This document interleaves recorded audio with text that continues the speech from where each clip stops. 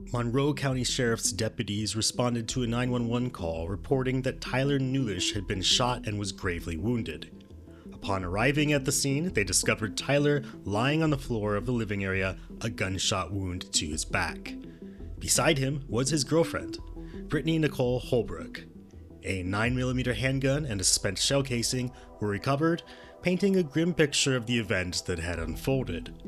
In his final moments, Tyler reportedly confided in his roommate, uttering the following words. I heard him say that bitch shot me in the back. Mumbled it. But here's where the story takes a perplexing turn.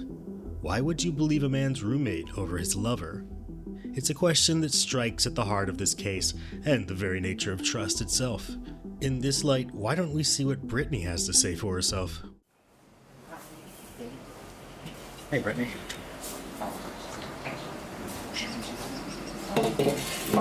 Detective Costa, welcome to the Sheriff's Office. Detective McNally. We're just here trying to gather some information about what happened this morning. Okay?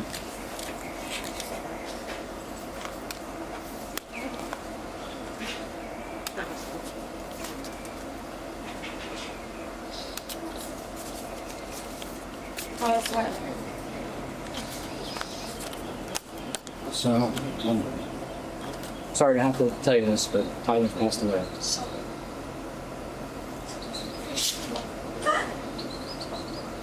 That's why we're all here. Okay? That's why it's important for us to figure out what happened. Okay? No.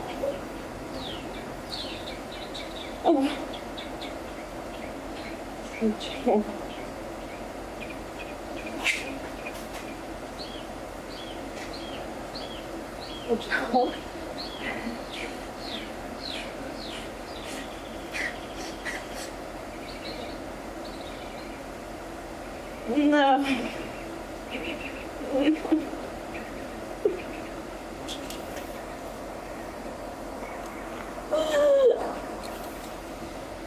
No.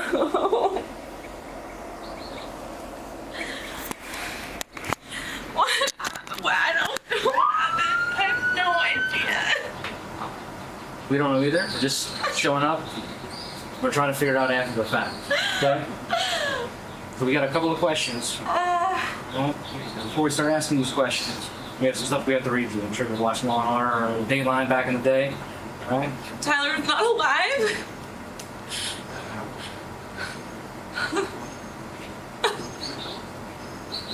But before we can talk much more about what happened, we have to read this to you and make sure that you understand it, okay? Before you're asked any questions, you must understand the following rights. You have the right to remain silent. You do not have to talk to me. You do not wish to do so. You do not have to answer any of my questions. Do you understand that, right? Should you talk to me, anything which you might say may be introduced as evidence in court against you. Do you understand that? I'm just going to hear you. Yeah. If you want to have a lawyer present during questioning at this time or any time hereafter, you are entitled to have a lawyer present. Do you understand that? Yes. Yes. If you cannot afford to pay for a lawyer, one will be provided for you at no cost if you want one. Do you understand that, right? Knowing these rights, are you now willing to answer my questions without having a lawyer present? Yes. What I need you to do is just initial with your answers and then sign here at the bottom.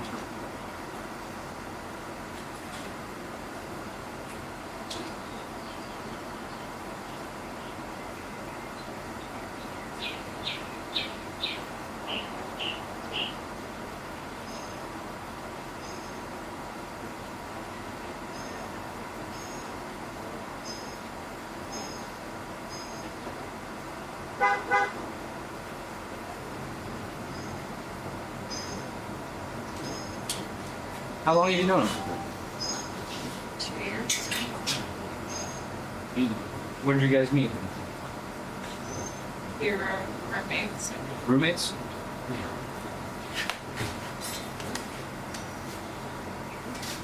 You guys met when you were roommates, or you're still roommates right now? We met when we were roommates. Where at? Big Point. Big Point condos?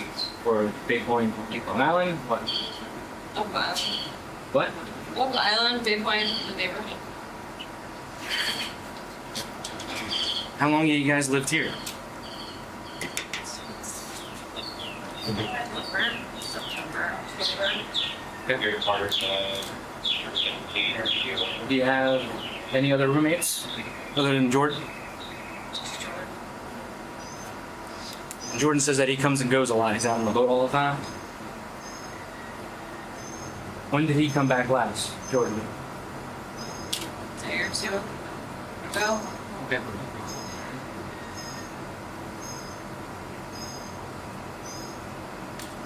Was Tyler working yesterday? What does he do for work? He was building boats. He just left his job mutually. And He left the boat building job? When did he quit? Tuesday. Did he have another job lined up? Or He's been working this morning. All week. what was the deal with the boat building job? This wasn't the same? Wasn't. It's hard work, and he had advanced, and the business owner was behind in time and couldn't afford to give it to me. So What was he doing with the buddy this week? well, just helping out around fish house, digging fish ranch. He was going to piece together his charter boat that he was putting together. He has a captain's license? No, he was going to get that. Working on it? You guys own this place? Rent? I think rent What's rent for something like this? $3,600 just for service. What do you do for work? I manage a paddle hut, like paddleboard kayak rental location out of the county. Were you working yesterday? Yeah, twice. About what time did you get home from work? Let's see, I went to the grocery store and I was walking, so maybe like 5:30. When you got home, who else was home? So I got home like about 5 minutes after I left. And when did Jordan get back?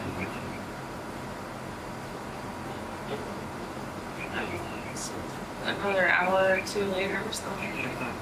So when you and Tyler got back, where were you guys hanging out at? What were you guys doing? I'm relaxing, absorbing AC. Tyler always like give me photos of his after work. So he had me put on socks. Get something. And yeah, I guess we were doing that, and then Jordan came in. We were home for an hour. Okay. You guys were all just hanging out upstairs?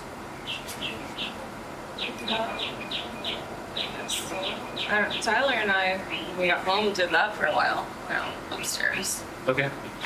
And Jordan was hanging out with you guys too? Eventually. Like when he got home, did he disappear for a while and come back, or? He's outside. He's an outside person. Okay. Like outside down here? I think you pay attention all the time. You'd be there and you'd be there, and it's just like it's out laying on the couch. Okay. All right. What do you guys do for dinner wise? Nothing actually. Nothing. All right. I have plans to cook fish, salad. And I think that's You guys hanging out? Or you guys drinking? How much do you guys normally drink? not a lot actually. I haven't drank anything since like last Saturday. I went paddleboarding with girlfriends. Had some drinks then. Tyler doesn't drink since maybe the same day. Not any sooner. That's kind of normal for you guys. How much do you think you drank last night? I don't know. A lot. Like 5 or 6 beers, like 2 No. bottles of rum. I don't know, what's No. a lot? A lot. Like, I don't know. I drank probably 4 seltzers, and then Tyler and Jordan went to the store and came back with beers, and so I can't tell you how many of those I had. Really, don't know, because they were kind of all on the table, and then I threw them all in the box. So. Alright. When you guys were drinking down here or upstairs in the living room? Or... Yeah, we were drinking downstairs. Okay. How long do you think you were out here hanging out drinking? Like, A while. Several hours, probably. you got home at like 5:30, 6 o'clock ish. We got home a little after you, and then Jordan maybe an hour after that, so 7 o'clock. Were you drinking like into this morning, or It might have been midnight or 1. pretty late? I would say like midnight or 1. Yeah. Yeah, because that's my, like, I gotta shut it down. Whether I have to work or not. Just, I can't stand for it. That's really the last thing I remember is being like, alright, I gotta shut it off and laid down in bed, and Tyler laid down in bed with me. The dogs went to bed with us. At the point where you went upstairs, was it still you and Jordan and Tyler down here? Yeah. And it was just like, hey, we're going to bed? So, yeah. I And mean, yeah, I initiated the, like, I'm going to bed, and Tyler will always follow right behind me, you know, or vice versa. did you notice if Jordan stayed behind down here or if he went back upstairs? He's always around the same time, too. It's just,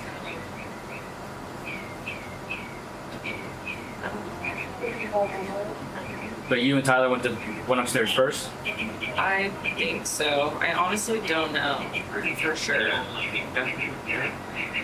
When you got in upstairs, did you do anything else or go right to bed? Make some food? No, I didn't make any food. I just went to bed. I need some water. Water and drink. Plug my phone in, put my Apple Watch in the charger, just like a normal stuff. Huh? Lay down in bed, got my dogs. And was Tyler there with you? What bedroom is yours? That one, right? So, not the one you're walking on the hallway, the door's right there, it's off to the side to the right? Okay. What's the next thing that you remember? Pulling Tyler. What? Pulling Tyler. Holding Tyler? And where were you at?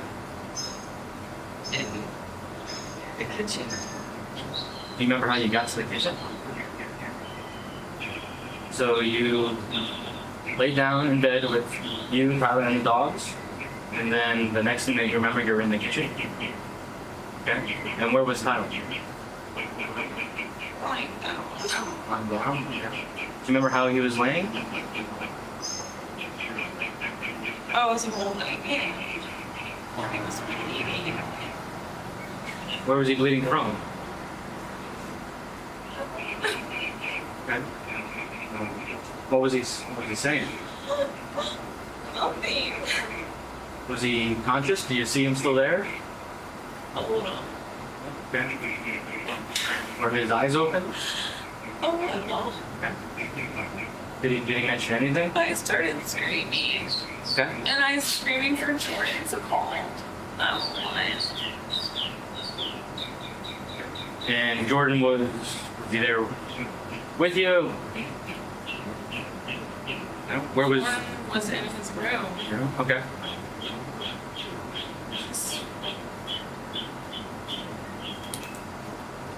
Okay. So did Jordan come out of his room?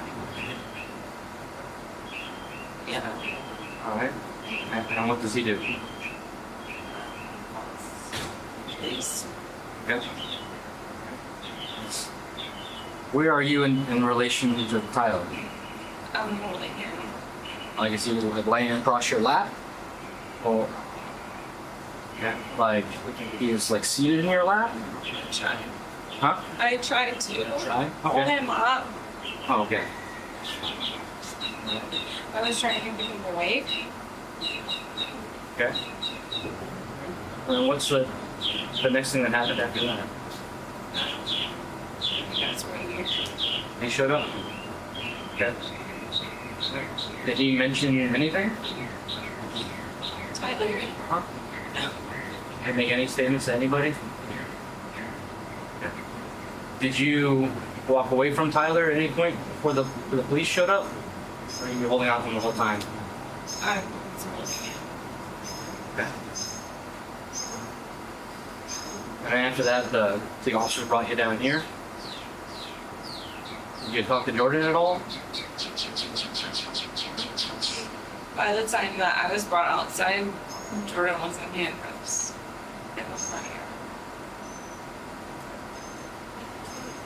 Do you remember Tyler getting out of bed at any point last night? You don't know how he got from bed to the living room? Huh? No. No? When you got to the living room, did you notice any other injuries on it? Bleeding everywhere. Did you notice any of the marks or any blood?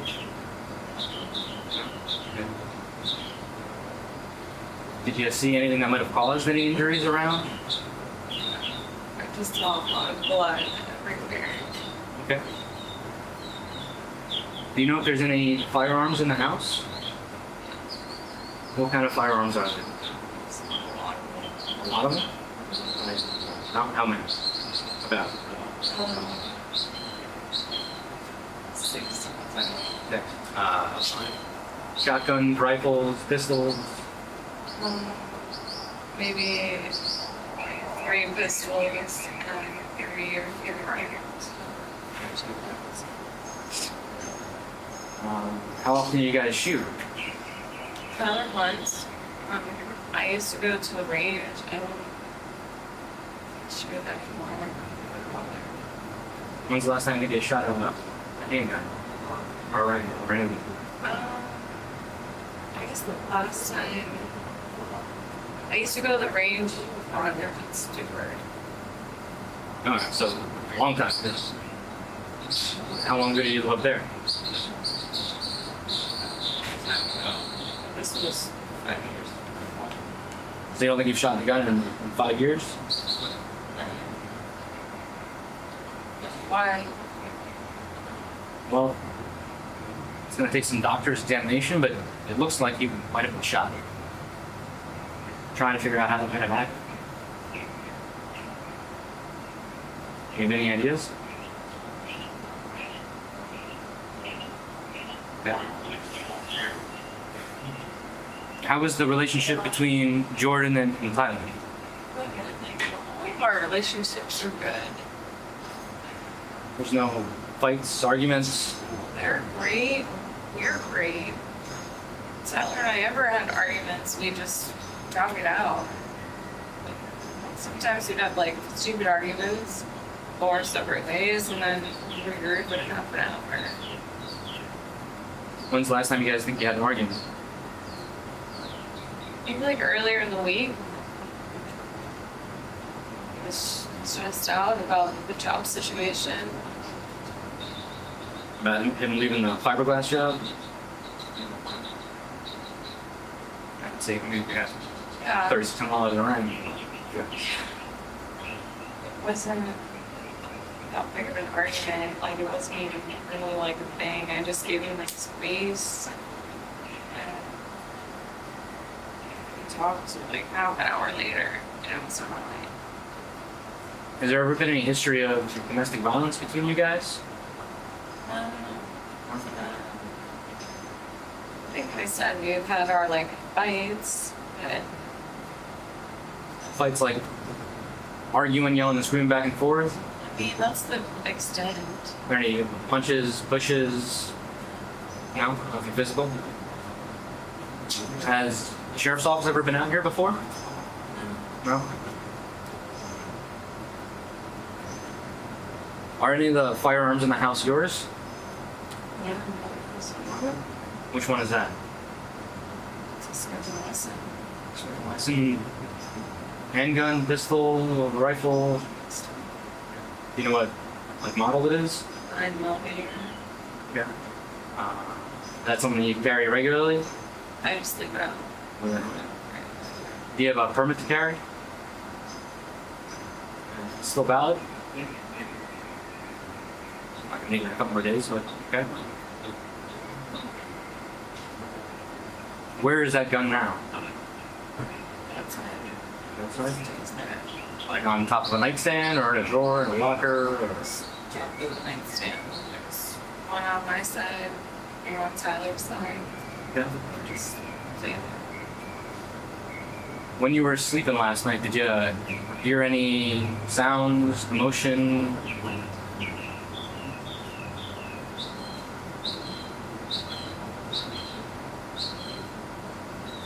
You don't remember what made you get up and leave the bed last night? Do you think you were intoxicated to the point that you don't remember, or? I honestly don't even feel like this is real right now. Takes some time to set in. Sure.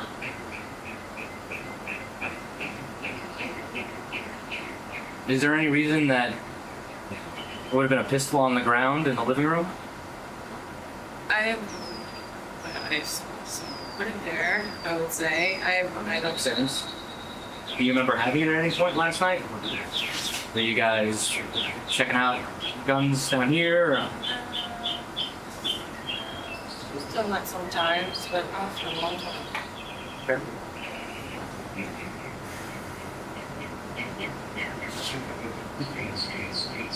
You don't remember anything else that could have happened to Tyler?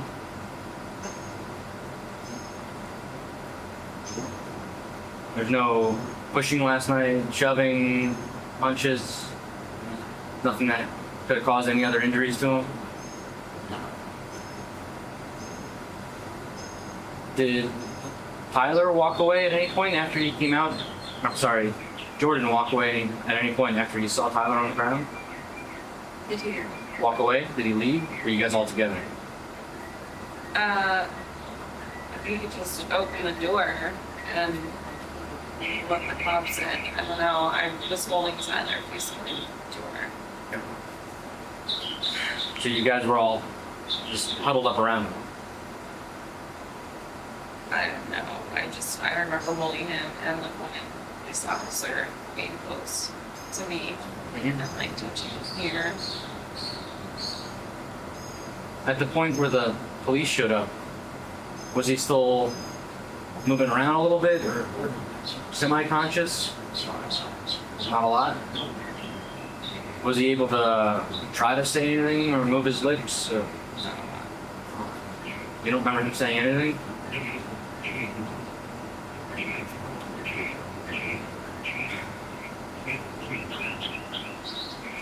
Jordan's saying that he remembers Tyler was on the ground, you were behind him, and Tyler made the statement, call 911, she just shot me. You remember that?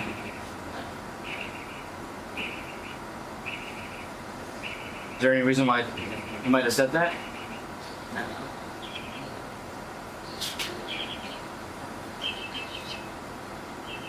You think that's something that's possible?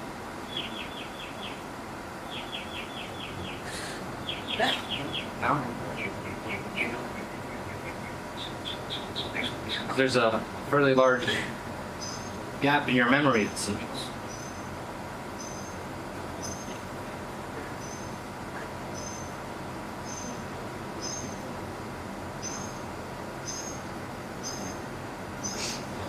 Do you remember anything else?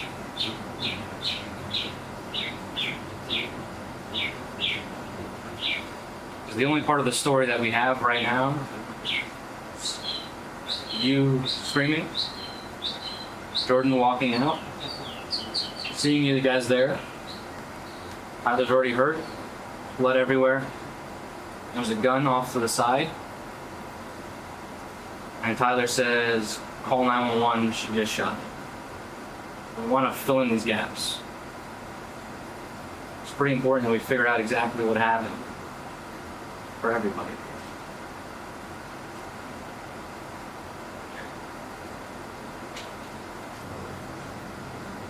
I'll tell you right now, the only story that we have points to you shooting.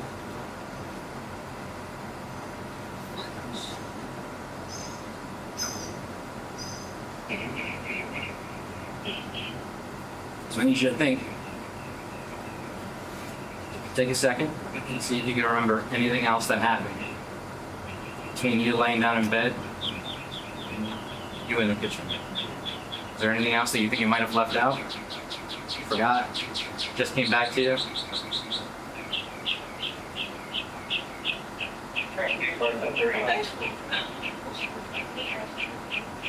I would never shoot him. Like, doing so.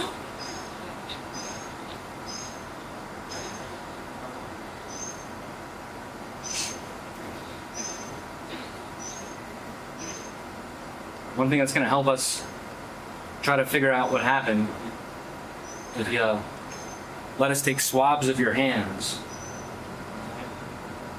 That's something you would be consenting to let us do?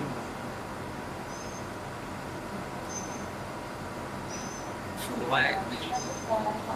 Oh, we don't know who fired the gun. That's going to help us figure it out.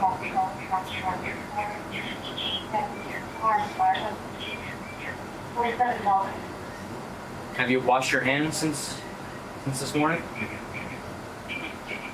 No?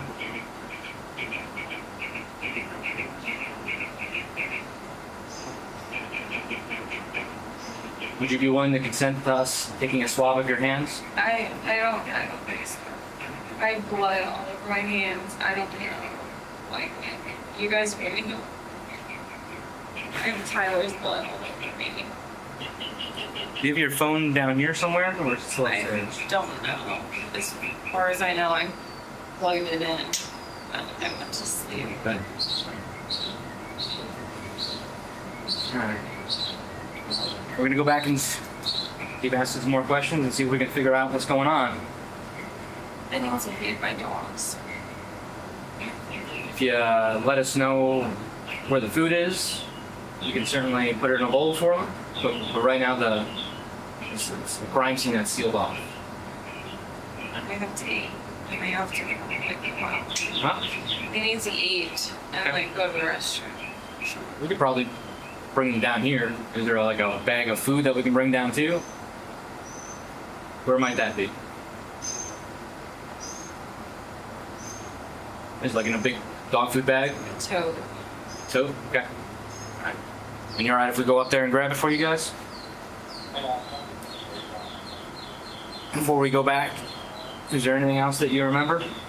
I don't know. Like, I don't understand. I just don't. I don't know. I don't know. Maybe I just need to sit here and think about it for a minute. Like, I don't understand. I don't know. Right now, the only information we have is that one story. So if there's anything else that you remember, it's going to be important for you to let us know. All right? I'll give you a minute. See if we can get the dogs taken care of, okay? Hang out right here.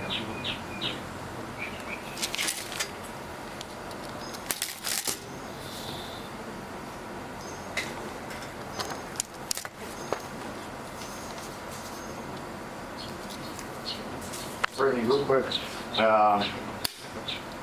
before you went to bed, where were you at before you went to bed? They're all down here. So you went straight from down here right to your bedroom to go to bed? Nothing. So I don't know. It's drunk. You're drunk? Yeah. Okay. I probably went. If I know we went to the kitchen, made a glass of ice water, Okay. and then went to bed. Okay. Right. And when did Tyler go to bed? same time I did. Same time you did? Okay. What color is your phone? Purple. Purple? Is it iPhone or iPhone? Okay. And that's like a purple case or a purple actual phone? Actual purple phone? Okay. But nothing from when you woke up? Why'd you come out to the kitchen? I have no idea. You have no clue? Honestly, I don't know. Alright. Well, try and recollect those memories and see what made you get up. Sometimes we can remember things better if we start reviewing that version of events and what happened. All right. What I'll ask you to do, if you want to, is to just write out a story of what happened from when you got home till right now. Want to do that for us? I don't know if I can do that right now. Okay. I really just need to take this. Okay. Really what? I need a minute. You need a minute? Okay. All right. We'll be back.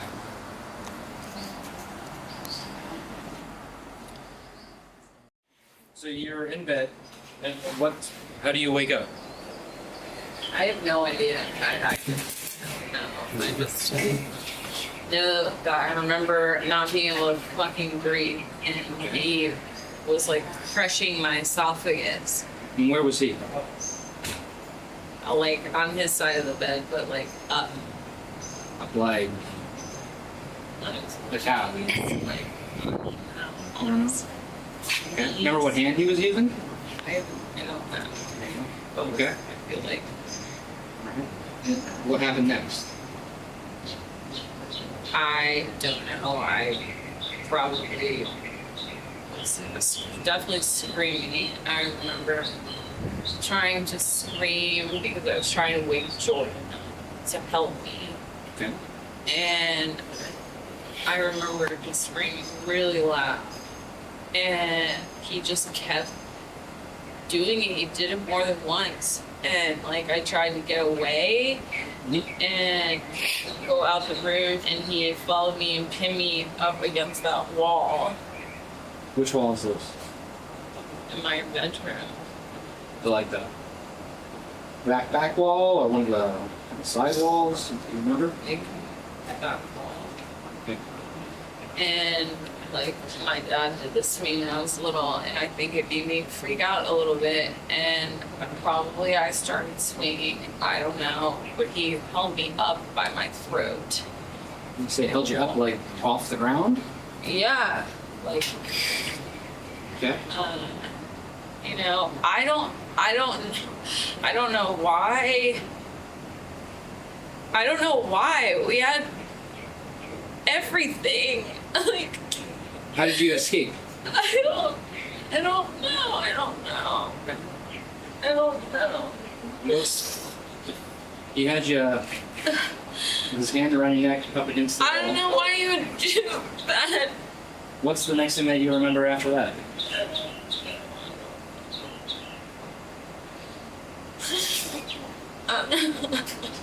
I don't understand. I just don't get it. It doesn't make any sense at all. It's such a good, strong relationship. It doesn't make any sense at all. Do you remember how you guys got from the bedroom to the living room? No.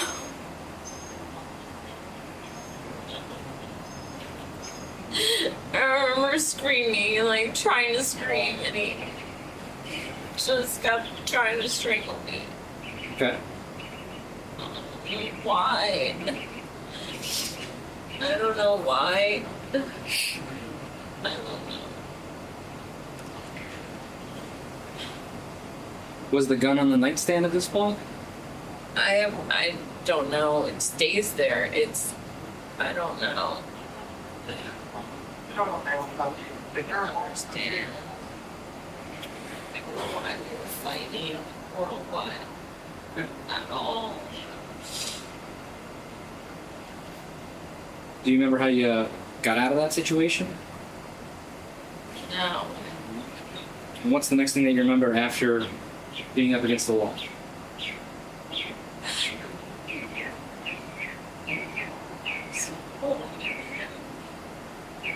Holding him away.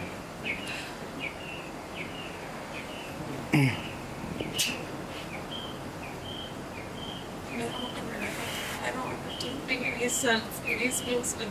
In that memory where you're holding him, where were you? Kitchen. Here. You remember where the gun is at that point? No, I don't even know why. I don't even understand the whole. I don't get it. None of it makes sense. It seems like you're describing a relatively violent encounter there. Yeah.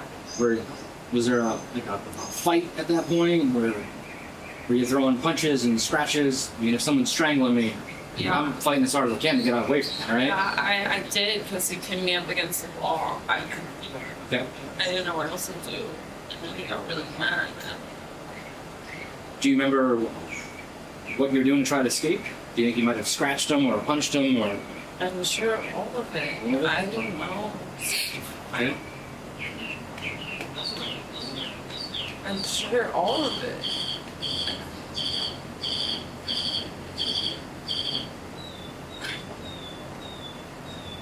I don't know. Like, I'm not a fucking murderer. I would never kill him. I love him so much. Well, it seems at this point you're trying to describe protecting yourselves. I don't know. I wish I knew.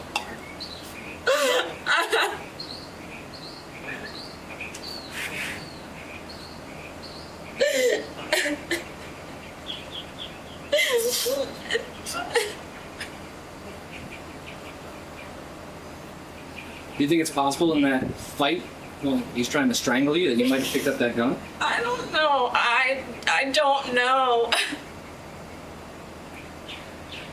I don't even know why we were fighting. I don't understand why. I don't. It doesn't make sense. Like, it just doesn't. Well, it makes some sense is if he had just quit his job, I can see how that would be pretty stressful. No, he's not a bad person. No, absolutely not. No. Even more that now, Tyler has faults, but he's not a bad person at all. Absolutely. well, I'm not saying he's a bad person. Just He's income issue. in a job that he wasn't really liking, I don't. and he quit to try to find something else. But right now, nothing else is lined up, and He's fine. He's rent is what, $3,600 a month. more happy. He's more. Yeah. I don't know. I don't know. He wasn't happy with his job. But he's a good human. He's most just caring people I've ever met my entire life. Well, it's a lot of stress to not know how you're going to pay next month's rent.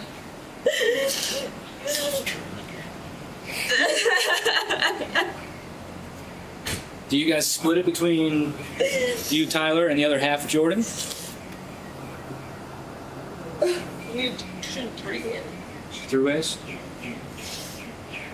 I mean, even $1,200 is a lot of money if you're not. I don't understand. I don't.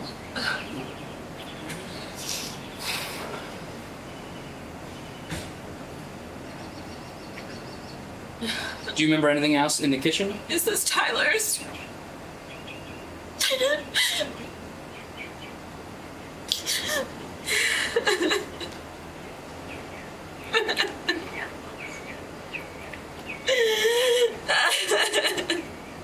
I can't.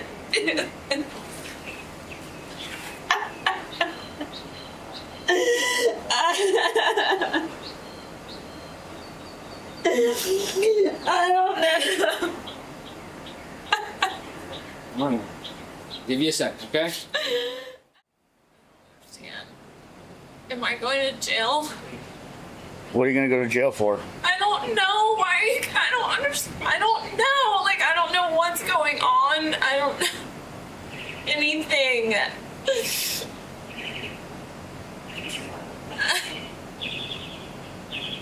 We're just trying to piece everything here together. So am I. So,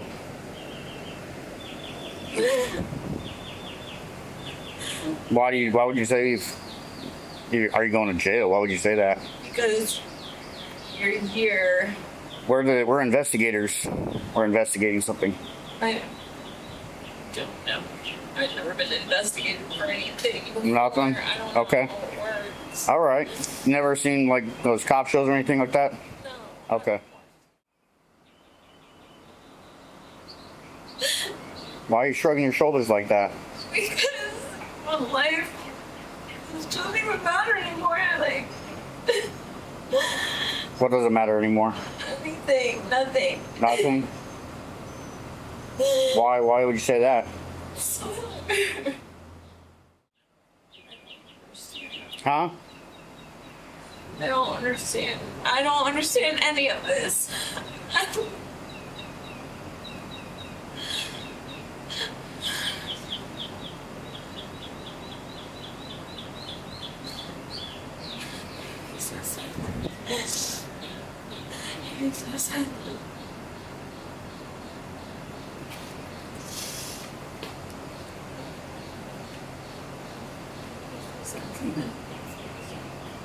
What doesn't make any sense? None of these. None of it. We have a good life and a good relationship. Mm-hmm. Nothing.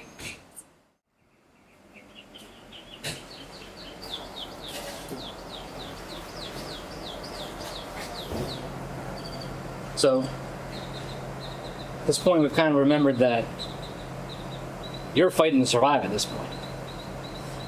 You said that it was getting hard to breathe when he was choking you? I don't understand why any of that was happening. Like, I don't understand why any of this is happening. I don't know.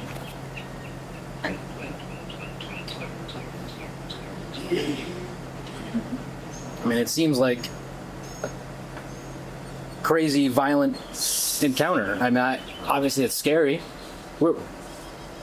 When you were up against the wall there, where were you? Like still next to the bed? No? How far away from the bed do you think you were? I was on the other wall by the window. Wall by like the back window? And where's the bed in relation to that back window? We haven't been inside to check it out yet. Okay.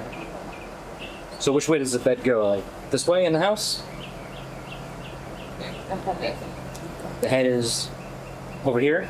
Okay. And so the foot of the bed is over here, and the back window's there. Okay, where are you? On this wall. On the wall. Okay. Do you think you were within like arm's reach of the nightstand? I don't know.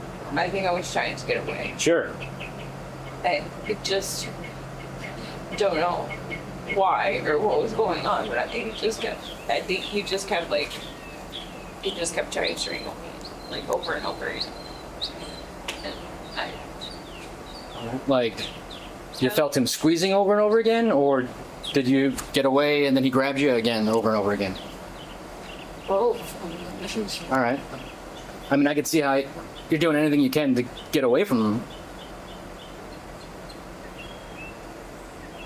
I don't have to get away from him is the thing. Like, he's the most kind person. Well, not at this moment. I don't know. I mean, you're in fight or flight mode right there if someone's strangling you. He was fucking strangling me. I mean, that's crazy. He did it before. At that point, it doesn't matter who it is to you. You're trying to get out of there alive. All right. Did you reach over to the nightstand and grab the gun to scare him? I don't know. I don't know. I don't know. I would never want to hurt him ever. I don't know. Like, I don't know if I did. I don't remember. I remember holding him and kissing him. And he was just bleeding out. Because I'll tell you, if I'm in a fight for my life and I can reach over and grab a gun and a nightstand, I would never shoot a person. I would never, like... well, it's a pretty good way to scare somebody off, even just holding it, grabbing it.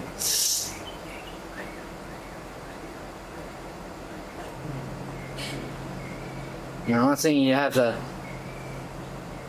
grab it to shoot him, but if you can reach it and he knows you have it, he might back up. I don't know. I don't know what happened. I don't know.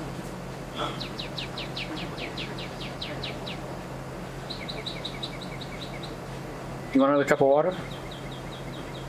You can go another cup of water? I had to fill up the hose. I don't have it anymore. Oh, the water is great. He's never had any violent tendencies in the past? Yeah, He has? What happened? he did that before. He did that? How long ago was that? I don't know, like 4 or 5 months ago. Okay. Did you call us? Um, he, I was able to just get away from him and go back to bed, and he was blacked out. I don't know. Here you go. I don't think we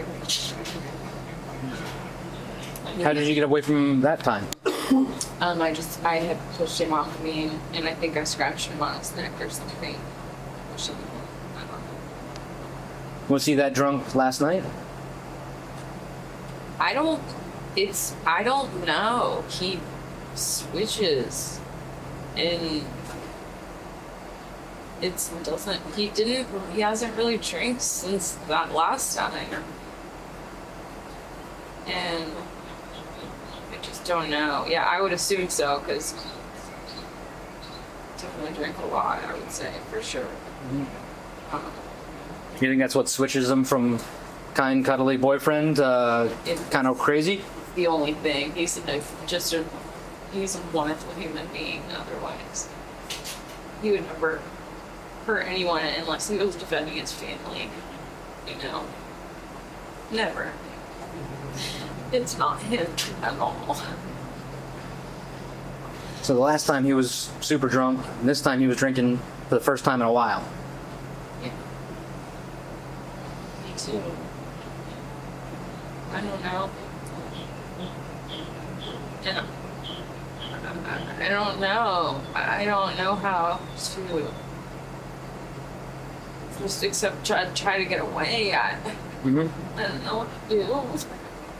He wouldn't leave me alone though.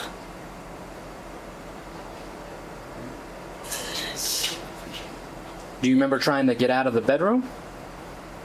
I don't know. Do you remember leaving the bedroom? No. No? I remember screaming. Okay.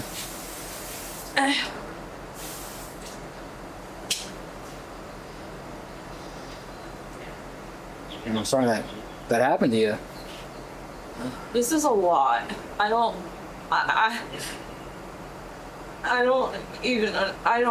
cannot comprehend this right now. This is too much. I would be different. Take a second, and maybe some more stuff is gonna come back to you.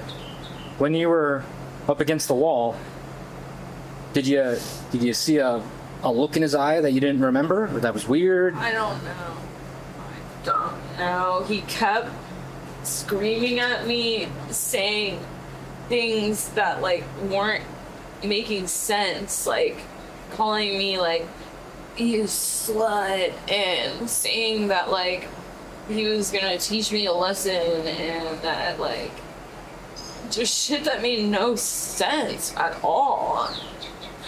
And he was just look at what you're doing to me, and I was I'm not doing anything at all. It makes no sense. Not making any sense. I'm just go back to bed, and then I'm just screaming, trying to make a noise so that Jordan could hear me. anyone. Like, I don't know what to do at that point. Sure. The fuck? I would never, Tyler would never hurt me. Like, it's not him. But you did. I mean, it seems like what you're describing is flipping a switch there. That's not him. That's It's not. almost a different person that you're dealing with at that point.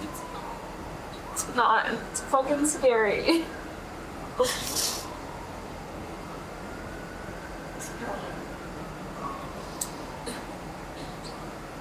It's not at all. I've seen it happen before, and like, just leave them alone and go in another room or something. But it has only happened like 3 times, 4 times. He's a really good movement. I mean, 3 or 4 like arguments, or 3 or 4 times he's like attacked you. He's just like whacked out.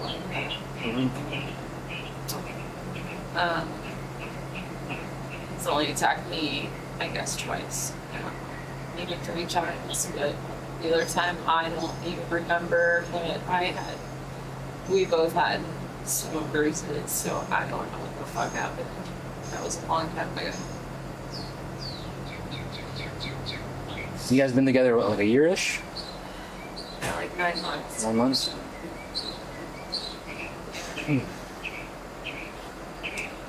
When you were up against the wall, did you have the feeling like, this is it? I thought he was gonna rip my esophagus out of my fucking skin. He was like crushing it. So he wasn't just pushing, he was like, squeeze. Crushing up my throat. Like, I couldn't make noise or breathe at all. Like what the fuck? He kept doing it and screaming at me like, I don't even understand. I mean, at that point, I'm doing everything I can to get away from that dude.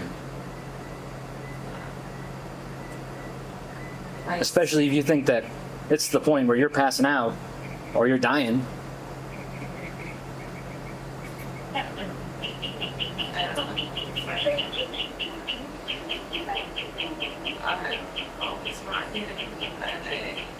I mean, if you're at the point where you're fighting to survive, anything goes. It was like fine. We didn't even have any arguments. I think he got up and used the restroom and then came back and then was like a different person. Because we were cuddling and really comfortable and going to bed and like loving each other like normal. And came back from the restroom and fucking I don't even know. Said something and I was like, what? And he just snapped. And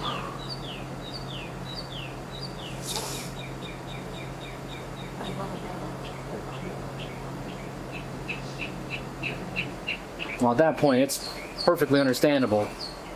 Someone reaches over that nightstand and grabs that self-defense gun that they have. yeah, see myself really doing that, like, you know. How else do you think it might have gotten away? I mean, I think I punched him in the face. You know, it was bad. Punched him? I'm pretty sure. Okay. Yeah. It's my reaction. My dad did that to me when I was young, and it's fucking made me PTSD. And I split his eyebrow. I just, what are you gonna do? It was the same thing for me. It brought me back to my childhood, and I lost my mind. I'm sure I was swinging and scratching or whatever the fuck. I don't know.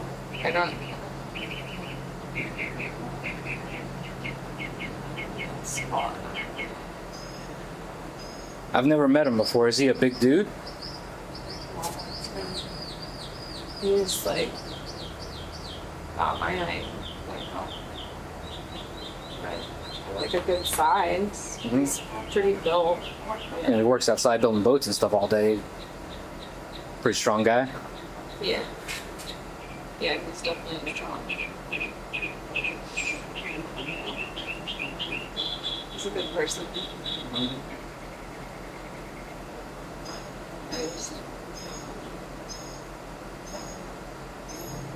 But in an all-out brawl, you versus him. Is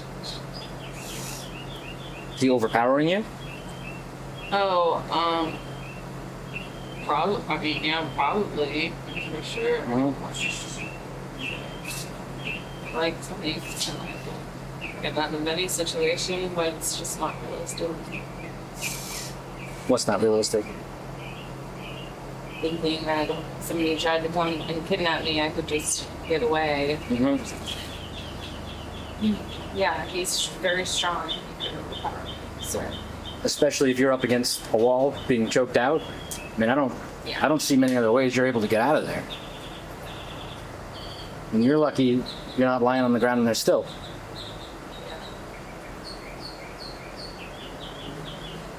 It doesn't take a whole lot to, crush your windpipe. Tyler he wouldn't do that. I don't know. Well, it seems like we're not dealing with Tyler at this point. He's not there anymore.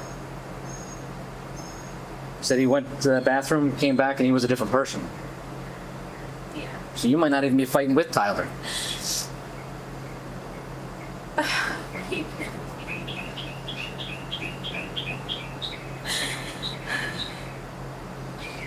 Whatever switch flipped when he was out of the room. Well, he's in monster mode.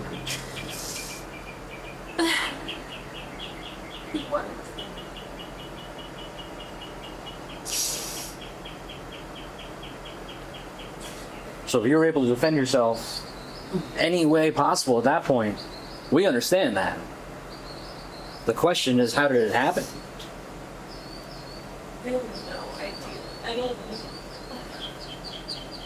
That I really don't know. I mean, all here's a big dude. He's on top of me. And he's crushing me. He's choking me out. I would never want. Huh? I would never want to do that. I wouldn't want to do it either. I wouldn't. Nobody wants to shoot anybody. Nobody wants to hurt anybody. Not normal people.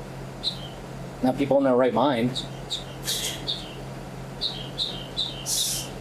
But if there's a big dude who's overpowering me, lights are going out, it is what it is. If it's you versus him, that's something we can understand. And that's something that makes sense. I don't know. I just don't. I'll never want to hurt my mother so much. He just wasn't himself. It seems that way.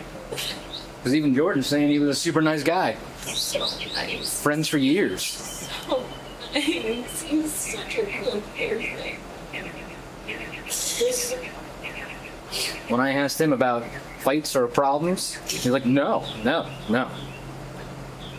So it seems like the guy in the bedroom, sure, it might have been Tyler, but it was not.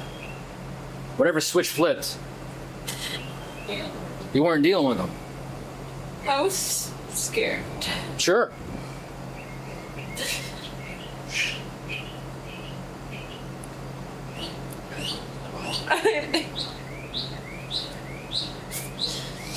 And it's understandable. If you see the gun over there on the nightstand, you're against the bedroom wall, it's right there. If you grab it, just to show it to him, fine. If there's some argument over what, even if he's choking you out and that's the last seconds you have on this earth, and you get him off you by using it, I'd do the same thing.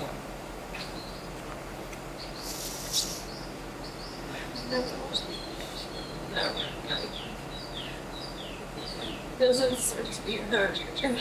What was that? Does not deserve to be hurt. He's a good person. Well, Tyler is This monster mode person doesn't sound like he's in the best mind frame to be a nice person. If he's on top of you, strangling you in the bed, and then grabbing you and holding you up against the wall by your throat, squeezing. Any reasonable person knows that that's how you kill somebody. Yeah, he was trying to kill me. He really was. Honestly. He was trying to kill me.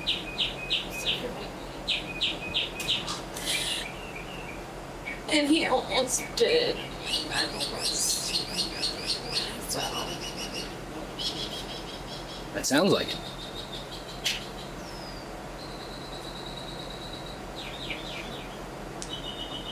Yeah, I don't know. I don't know.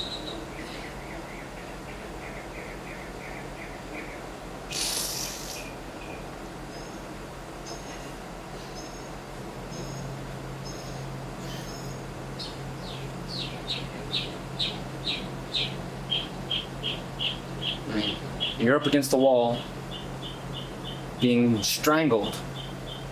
Said he's trying to kill you. It's to that point. That gun's on a nightstand. I can stop this right now.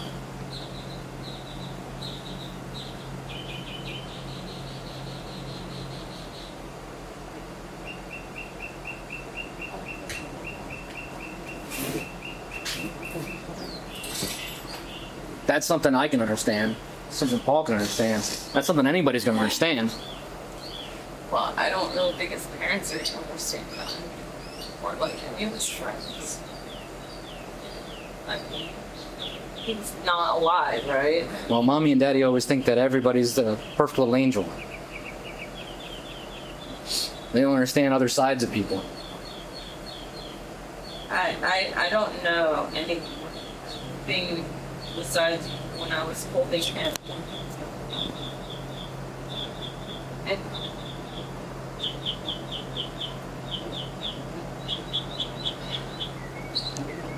I don't know. We just need something that we can explain to them. To who? His You parents. said his parents are not going to understand. We don't understand at this point. Yeah, I know where it's leading, but if we could explain to them, I don't know this is what happened. where it's leading. Where is it leading? I don't know. I don't understand any of this. I was just, paddleboarding this morning, like, life stuff. And even if he lets you go and starts walking away, you're still a threat. He just tried to kill you. Am I?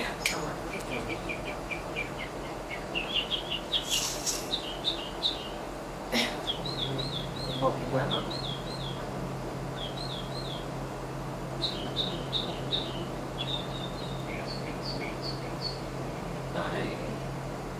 I don't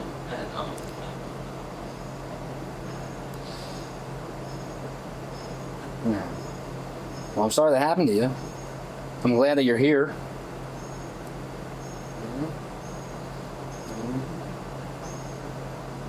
Want to give it another couple minutes to see if anything else pops back in your head?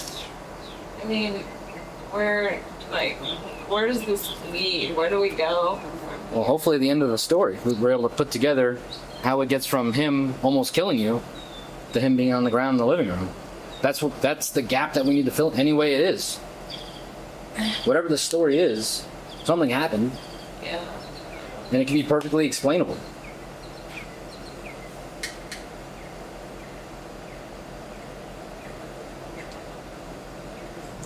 Has anyone reached out to his parents? We're still trying to make notification to them. You would like, a version of events. There's no doubt they're going to have questions. And if we can at least give them, I don't know how to say it. This is what happened. It seems like he was drunk, maybe snapped, and he was trying to kill his girlfriend. Well, and she fought back to protect herself. He didn't survive.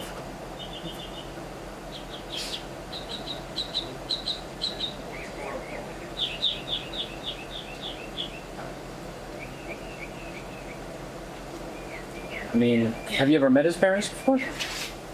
I have met his dad. Maybe he has bipolar disorder that you didn't know about. Nope, it's just kind of a thing that happens when he drinks. His mom knows about it too. Who knows about it? He told me his parents know about it too. It's why, I mean, we haven't been drinking. We're healthy people. And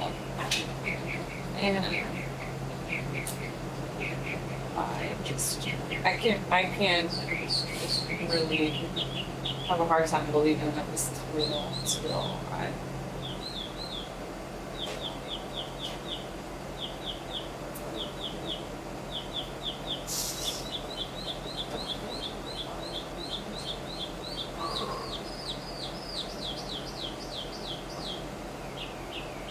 Do you remember him disengaging from you? Is it? Choking me? Yeah, from letting you go. I don't. Not at all. No, I don't remember that at all. I don't remember going to the living room. I don't know if he tried to throw me out the window. I'm not really sure.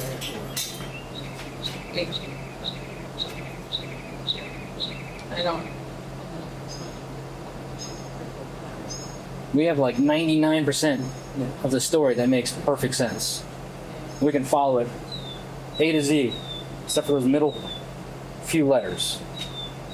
That's the only part that we need to be able to say, hey, this was a violent encounter.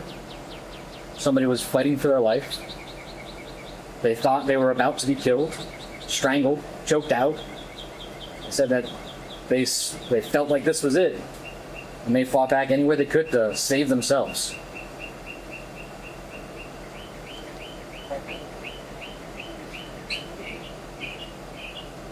Run away. We have a story to be able to protect you with. Yeah. Doesn't even have to move out of here. But why?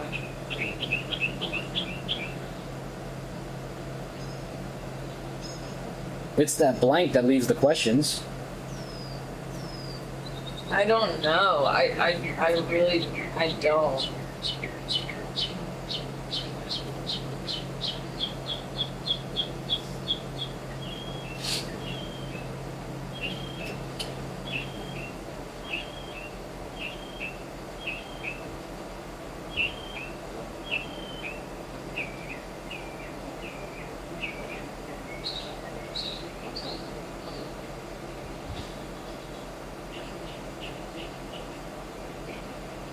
We just need that 2 minutes, wherever it is, in the middle, to be able to paint a story to everybody. So we can go from, I don't know, his girlfriend shot him, killed him, to she didn't want to die. She was being killed. She was fighting for survival. Those are two wildly different stories. But from one to the other, only takes those 2 minute gap. I don't know.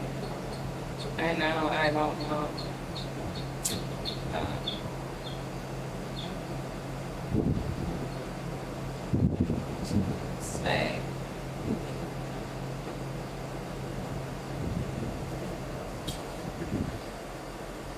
You can say what happened. I don't know.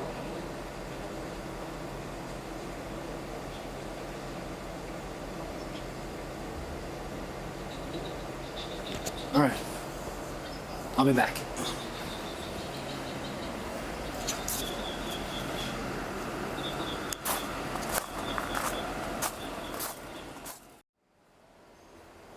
Just take a deep breath. Recollect what you just told me, okay? I don't know. Where did all that take place at? In the bed. In the He bed? was strangling me. And then he pushed me up against the wall. Like I was just like trying to get him off me, and I think I hit him. He tried to get up and get away, and then he grabbed me. I remember he grabbed me by my throat again, and he hit me up against the wall. back wall. Which wall is this you're talking about? You say that. Right. Back. I don't know. I don't know why everything's right. Any sense. Oh. Alright, I'm going to sit down. We may be a little more comfortable. I need some water. Okay. I'm dehydrated. Yes. Did you find I her don't know what the fuck is bottle of going water? on. Okay. So, can you start me from what's the first thing that you remember now? Don't know. Like, I don't know. Like, I don't know. Why would he ever do that to me? I don't.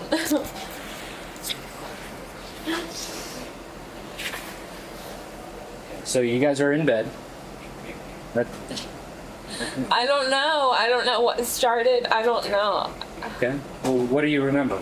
Him strangling me. Like, he was trying to fucking kill me. My esophagus and everything. Can I just take a look at your neck?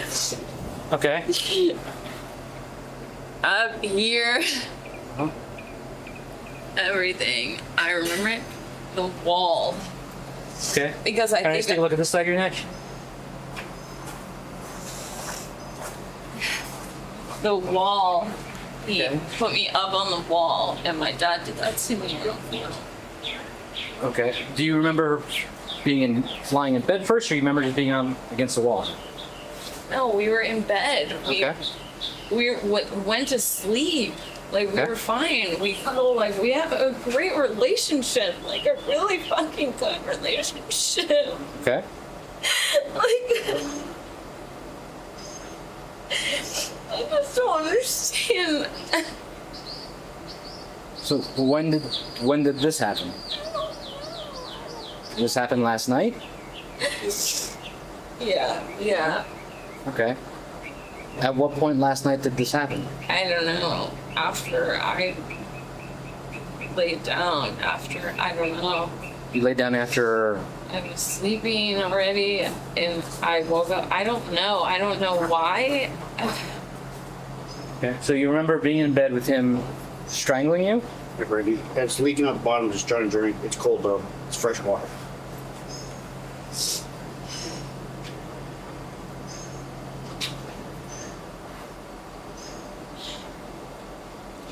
Tyler did that to me one time before. Okay. So you're in bed, and how do you wake up? I have no idea. I just don't know. I just know that I remember not being able to fucking breathe. And Okay. he was like crushing my esophagus. All right. And where was he? Like on his side of the bed, but like up. Up like. On his, Like how? He's like, I don't know. You don't know? Okay. Remember what hand he was using? I don't know. You don't know? Both, Okay. I feel like. All right. What happened next? I don't know. I probably was definitely screaming. I remember trying to scream because I was trying to wake Jordan up to help me. Okay. And I remember just screaming really loud. And he just kept doing it. He did it more than once. And like I tried to get away and go out the room, and he followed me and pinned me up against that wall Which wall is this? in my bedroom. Okay. The back wall or one of the on the side walls? Do you remember? Like the back wall. Okay. And like my dad did this to me when I was little, and I think it made me freak out a little bit, and probably I started swinging. I don't know, but he held me up by my throat. And you say held you up like off the ground? Yeah, like Okay. you know, I don't know why. I don't know why we had everything. Like, How did you escape? I don't know. Okay. I don't know. If he has you with his hand around your neck up against the I don't wall, know why you would do that. what's the next thing that you remember after that? I don't know. I don't understand. I just don't get it. It doesn't make any sense at all. It's such a good, strong relationship. It doesn't make any sense at all. Do you remember how you guys got from the bedroom to the living room? No. Okay. I remember screaming, like trying to scream, and he just kept trying to strangle me. Okay. Why? I don't know why. I don't know. Was the gun on the nightstand at this point? I don't know. It stays there. I don't know. I don't even understand like why we were fighting or what Okay. at all. Do you remember how you got out of that situation? No. Well, what's the next thing that you remember after being up against the wall?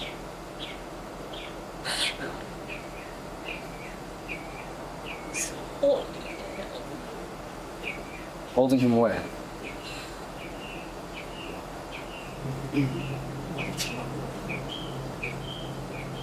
I don't, it doesn't make any sense. It makes no sense. In that memory where you're holding him, where were you? In the kitchen. In the kitchen. Okay. You remember where the gun is at that point? No, I don't even know why. I don't even understand what the whole. I don't get it. None of it makes sense.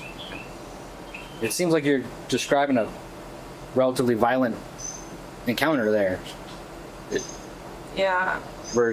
Was there a fight at that point? Were you throwing punches and scratches? I mean, if someone's strangling me, Yeah. I'm fighting as hard as I can to get away from that, right? I did because he pinned me up against the wall.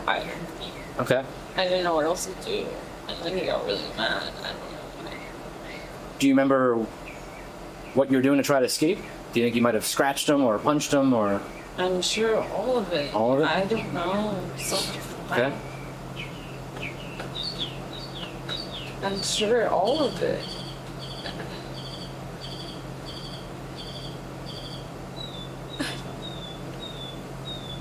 I don't know. Like, I'm not a fucking murderer. I would never kill him.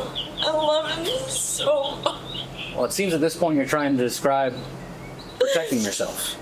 I don't know. I wish I knew. Okay.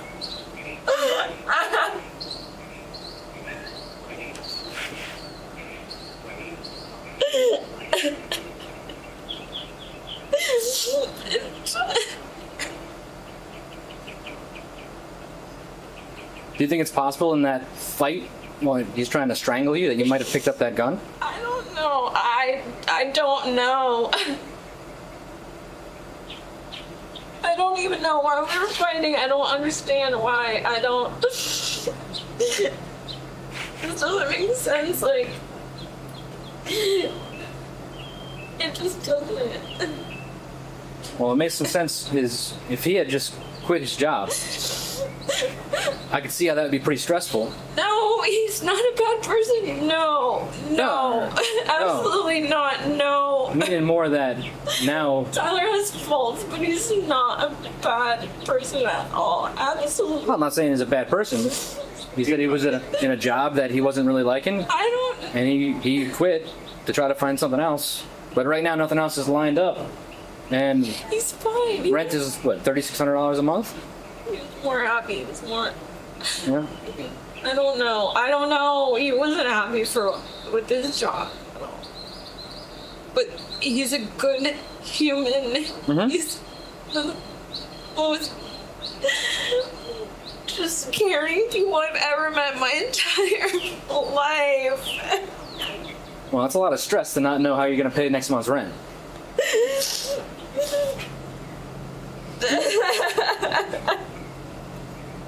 Do you guys split it between you, Tyler, and the other half, Jordan? We should three-way. Three ways? Oh, I mean, even $1,200 is a lot of. It's a lot of money if you're not. I don't understand. I don't.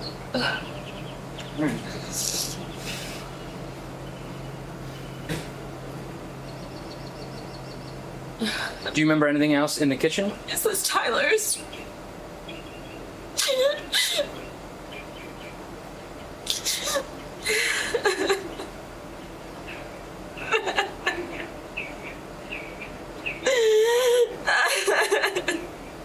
I can't.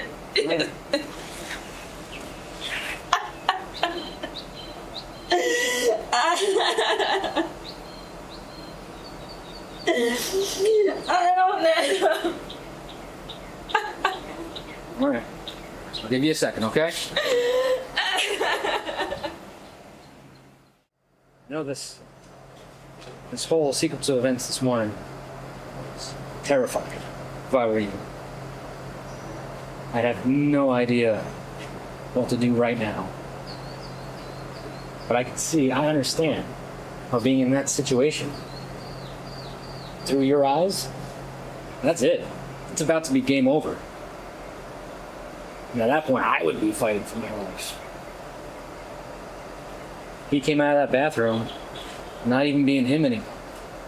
You don't even know who you're fighting against.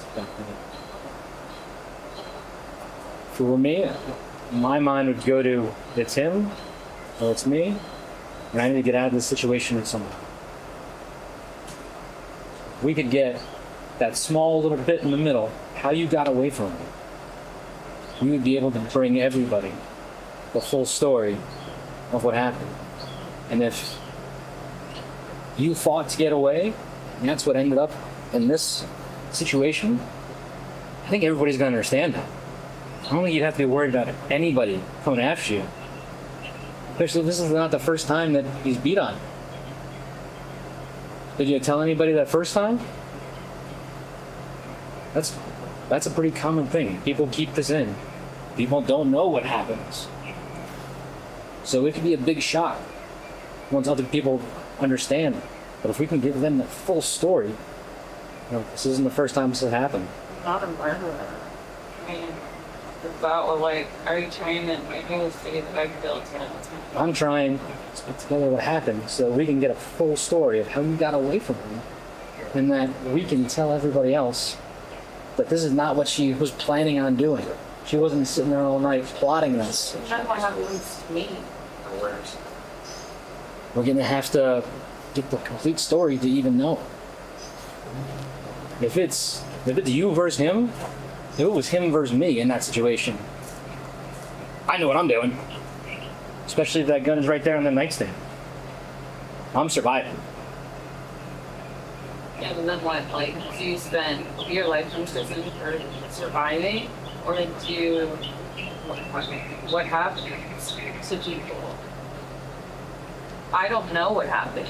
I could, like, make up a story that I feel like I would do. I would go out of the room to get away from him. What happened after that? I don't know. I don't even remember leaving the room.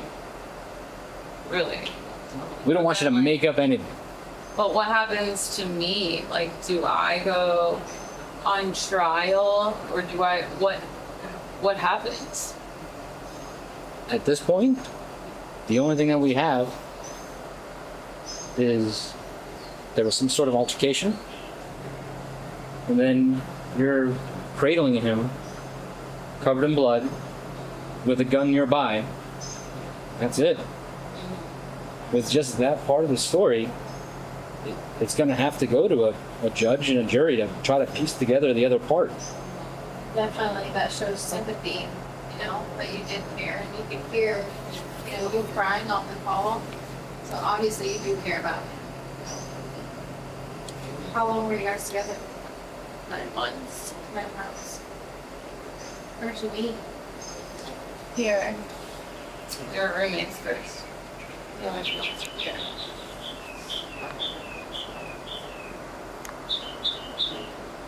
So you guys, love, or where were you guys at in the relationship? Yeah, we thought that we were soulmates, actually.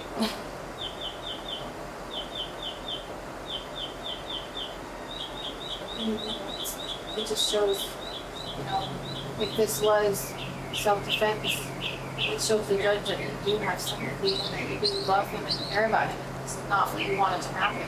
You know? Yeah. I really don't know what happened. Then what? How does this end regardless? Like, do I go and sit in jail? Well, we have to do our investigation and find out who did this to him. Yeah. But I want to be 100% honest with you. At this point, it looks like you did. Yeah. Well, I think we all got that part. Yeah.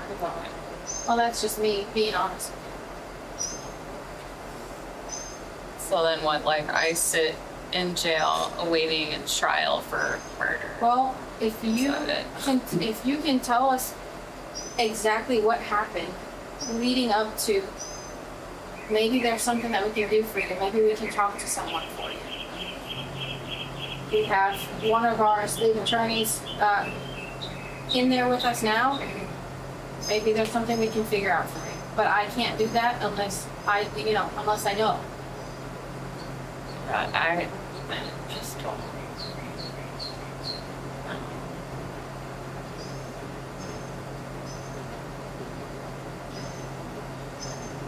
I don't think it's fair to you, It's not fair. especially going through that.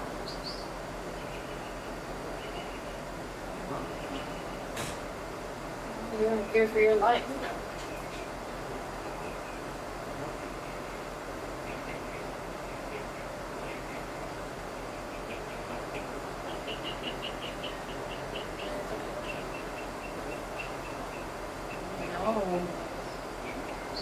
I just don't see that far, and I'm like, You don't see that part of what?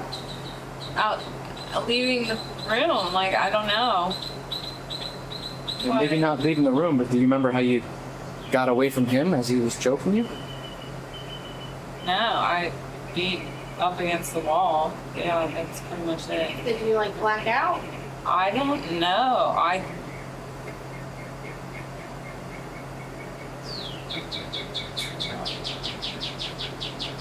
Do you remember a point at which he let go of you? I don't know. Well, to me, it looks like you're a victim.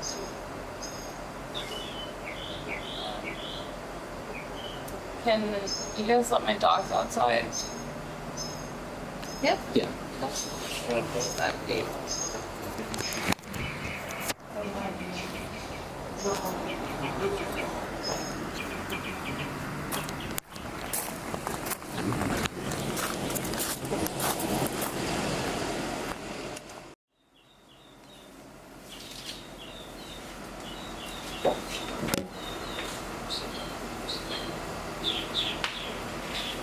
Ma'am, no. No. Ma'am!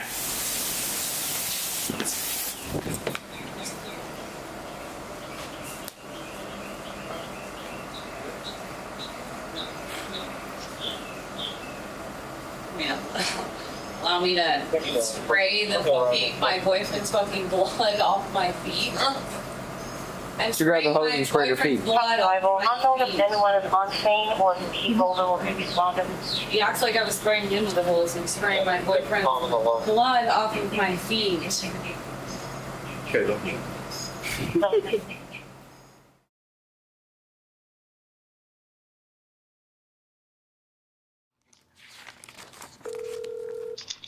Hello? Hi, this is Detective Costa from the Sheriff's Office. This is Tori? Yes, sir. How are you? I'm doing well, sir. So I got your name and your phone number from a list that Tyler Newish's stepfather sent over to the state attorney's office. Yes, sir. He said that you might have some information, kind of background information about their relationship. You have a couple minutes to talk? Yeah, of course. All right. So kind of where we are in the process, obviously an arrest was made, and it's this kind of trial process is long, right? It's like a year and a half maybe. All right? So the law enforcement side was relatively quickly completed with an arrest. And then the state attorney's office, digs up more and more information to try to put more and more together. So that's kind of where we are now. Okay. How well did you know Tyler and Brittany? I knew Tyler better than Brittany. They were just together for about 9 months. Tyler really never, really dated. But I've known Tyler since I met Tyler in the 3rd grade. Oh, wow. We're both born and raised here in the Keys, and when I left Big Pine Charter School and went to Sugarloaf School in 3rd grade, that's when I met Tyler, as well as Brett Cantler did. Me and Brett went to school here in Big Pine, and then once we kind of transferred there, which was kind of like the big boy school there in Sugarloaf at the time, and that's where we became acquainted with Tyler, and then we were all in Boy Scouts together and played football, baseball together, and been best friends since, our whole life. But in regards to their relationship, honestly, like I said, he wasn't much of a dater. Tyler was more of an outdoorsman. He loved being on the water. He was always living it through the moment.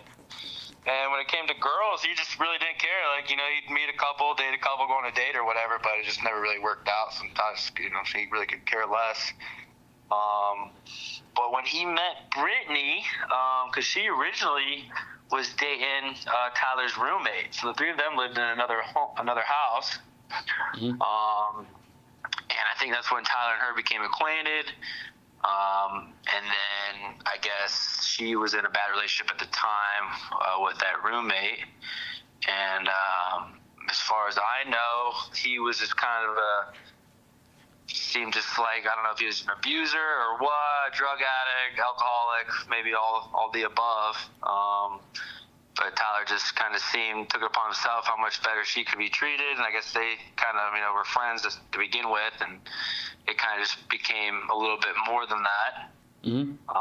So Tyler being Tyler, of course, he didn't want to, was a friend of his, so he didn't want to get involved.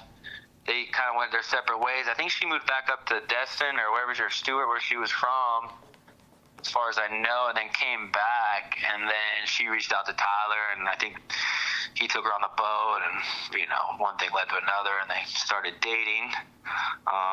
And then I know Tyler's head over heels for her, and then that hurricane came through, which I believe was Ian. Is that like last October, I want to say? Yeah. And Ian came through, and I know Tyler was looking for a place to live. He was staying at a friend's house up here in Summerlin Key, because I live in Big Pine. And he was staying at a friend's house. I remember him sending me videos of the water and the surge coming up. And but he was I remember Tyler talking to him. He was in such a desire to find a home for them to move in, because it seemed like she kind of put that pressure on him. Like, we can't live together. If I can't find a house down here, I'm going to have to go back to Stewart. And Tyler, his heart and soul is here in the Keys. So I think he, kind of knew in the back of his mind that it wasn't going to work if he couldn't find a house for the 2 of them. So he found that house on Big Coppet. Tyler knew everybody. And, it was whatever, $3,600 for something stupid. And Tyler spent every dollar. And I'm sure she helped out a little bit too, but I don't think she had as much saved up as he did. First, last security, I think Tyler dropped like almost $10,000 moving to that house. Yeah. And, and the text message between me and Tyler, I'll never forget it. After everything happened, I looked back to it and it just broke my heart. But he was just so excited to, move in there with her and all that. And so, and then for 9 months, it was, it was like 2 newlyweds. It was the honeymoon stage the whole time. And then, I don't know, maybe towards the end there, it seemed like she had a little bit of a drinking problem. Tyler wasn't a drinker. He loved smoking his weed. But he never drank. It just wasn't his thing. And I think she kind of maybe, because she drank, he did too, to kind of just like keep it, kosher maybe. I don't know. I don't know, but I mean, Tyler. End of the day, the guy wouldn't hurt a fly. He was definitely not the abuser type. He was never. That just wasn't Tyler. He was a hunter, fisherman, and that was about it. Did he ever mention to you any issues that he was having? If they were getting into arguments or fights or anything? Once, so our other best friend Jeff Wright got married on February. And so my girlfriend and Brittany got ready here at the house. I was the best man in the wedding. Tyler was also groomsman. So we all got ready there where the ceremony was going to take place. And that night, ceremony, our best friend got married. Everything was good. Drinking, of course, open bar. We all left because we weren't staying there on property. There was just immediate family staying there where the ceremony took place. Mm-hmm. And so we got back here late. It must have been 3, 4 a.m. And I just remember, we were sitting out here. I think I started a fire. I think, maybe we grabbed some more beers, and we're just kind of sitting here deciding if they were going to stay here and stay the night at my house or drive back to Big Copy. And for some reason, she just flipped the script. Went from we're all laughing, giggling, just demean, drunk, I don't know, just you've kind of seen it at bar stuff, people get mean like that, but it was I don't know, it was just bizarre. And that was kind of the initial. And then there might have been some other texts Tyler said oh, Brittany's being mean again or something like that, And Tyler just was so nonchalant. I mean, I'll be honest, I even thought really nothing of it. I'm whatever, I mean, That night of the wedding, was it just kind of her being mean, or was there any physical altercation? She would slap him, and and I don't even remember what, we've obviously been all drinking really, a lot that night, but nothing serious, and she was just you don't love me, just stupid, immature things, Mm-hmm. Just obnoxious, you don't love me, you'll never marry, just, stuff like that. So nothing to the point where you're oh, we gotta grab these guys and separate them. Yeah, no, nothing, ever. And she would just slap him in the back of the head, and then I think he texted me that night. They ended up driving home, and and Tyler seemed kind of sobered up at that time, when she was acting like that, because he was almost embarrassed, Yeah. And he texted me, I think, he said, hey, made it home safe. She was punching and scratching me the whole way home, or something like that. And I was geez, and I don't know, I just didn't really think nothing of it, I really didn't. Nothing to the extent that sitting here talking to you about, of course, Yeah, it definitely sounds like no one saw that coming. So the text that you mentioned you have on your phone, is there anything that speaks to their relationship, oh, I think I'm done, or I want to break up, or anything? Nothing, and that's what drives me crazy. That's just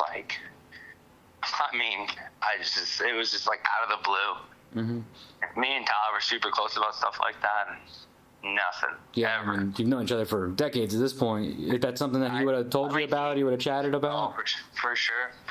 And detective, it kills me even more because, that guy went out of his way to call me. If we didn't talk for 2 days, he'd call me what are you doing? I'm I'm charter fishing or whatever I'm doing. I got a 3-year-old, taking care of the little man. And, we would sit there and we would just listen to each other breathe because I just had nothing to talk about. And that was just Tyler. He went out of his way to, just catch up. And for whatever reason, our lives, I ain't seen him or talked to him probably in 10 days. And then this happened. And that was probably the longest time since, I don't know, maybe I went to college, Mm-hmm. And then I just never heard from him, Yeah. How how he was doing at work? It seemed like he was maybe frustrated with the job he was doing. So from what I talked to the other guys, I knew money was a big thing. I think Brittany had a lot of expectations in life. She's a couple years older, but they really wanted to start their own business, and whether that was Tyler to get a boat, start charter fishing because he's such a good fisherman. I know he was doing glass work. He was doing fiberglass work, which, if anyone knows, it's, you might as well work for, waste management because it's just, you're dirty, you're itchy, you got fiberglass on you. Yeah. A million degrees outside. Yeah. Yeah, it's a proud job. You know, you built some really pretty boats, and you know, it's a craft. But I don't think Brittany really liked days coming home. His clothes are dirty, you know, stuff like that. I think maybe that'd have been a little bit of pressure, but that's just from talking to everyone after the fact. Mm-hmm. We went to that house after everything with his mom, and there was like, you know, 3 pairs of shirts and jeans outside that had all fiberglass all in it. And I'm sure since mom was saying, I'm sure he just, you know, go shower after work and then go back down, you know, wake up next morning, walk downstairs and put those freaking dirty clothes back on and go to work and do it all over again, you know, 5 days a week. And I know that boss of his gave him a couple raises and then just told him, like, listen, I can't afford you. He's like, I know you're a good helper, but I just can't afford you. And I think Tyler was just frustrated making, you know, $25 an hour doing the work he was doing and all that, you know, that heat we had. Mm-hmm. But so I mean, directly, no. I mean, he might have said something like, you know, she was gonna start some kind of app thing on her phone, like a Key West.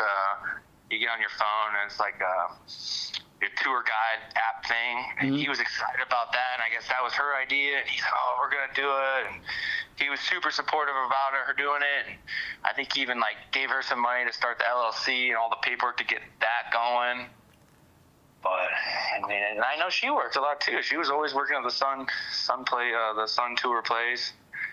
You know, a couple times we had dinner there at the house, we were, you know, sitting there kind of just waiting on her, and she'd show up at 4 or 5 o'clock, and you know, and go shower. And, you know, Tyler's cooking, and I mean, they just, I don't know, it's just, I mean, I don't forgive her at all for what she did, but it was just 2 lives that's completely ruined for something that seemed, I don't know, just Yeah, man. not, I don't know. Is there anything else that sticks out in your head as like, man, I gotta let somebody know about this, or this happened? I mean, just from her, I don't know if she was looking for drugs all the time or what. Like, I think she would drink and maybe possibly look for either cocaine or whatever she wanted. And if she didn't get it, it seemed like I feel like that's when she got violent. Mm-hmm. And I think she would maybe send Tyler off to go get things, you know. And if he didn't, like, let's go to bed, and that's when she'd get violent. Whether it's for a pack of cigarettes, a bag of Coke, whatever, I don't really know, but I think that's where that kind of came from. And I think that night we were here at the house, she was ready to go and wanted to go somewhere, and Tyler's like, hey, let's just hang out. Like, we're sitting here, we're going to get the fire going. And I think that's when she started getting violent, when she didn't get her way. All right. So that's about it. But other than that, I wish I could say I knew her more and better. And the most crazy thing is I took them out we went on a little booze cruise on his birthday, March 5th. And, of course, I had a few drinks in me, and I remember telling her, I said, have you ever heard him? I was like, I'm going to kill you. And then here we are, you know, 5 months later, and sure enough, like, she did more than hurt him, you know? It's just pretty ironic. And me and Tyler, he was, you know, we were texting back and forth about that, and that's all you can just think about is just Hey, do you ever known Tyler to use anything other than weed? Maybe some coke here and there or something like that? For sure. Yeah, for sure. You think it was like a daily thing, weekly thing, or here and there? Like, I'll be honest with you, Detective, Mm-hmm. He was not a drinker. If he drank, he had to have it, because he just didn't like the way alcohol controlled his body. Yeah, it brings him down a little bit, and some of them bring him up. He had to, like, and he was nothing like a crazy fucking, like, cracker or nothing like that. He would sit there and just tell the same story about 10 times and, you know, like, just laugh and, you know, whatever, bite on his cheek or whatever, you know, but, Is there anyone else that you're thinking of? They're like, man, these guys got to talk to this person. They know everything or something. I mean, I'm sure you talk to Jordan, you know, because they're roommate, which me and him just, you know, cry to each other every time we talk to each other. I'm sure you talk to Johnny Buckheim. Mm-hmm. You talk to Brett Cantler. Yep.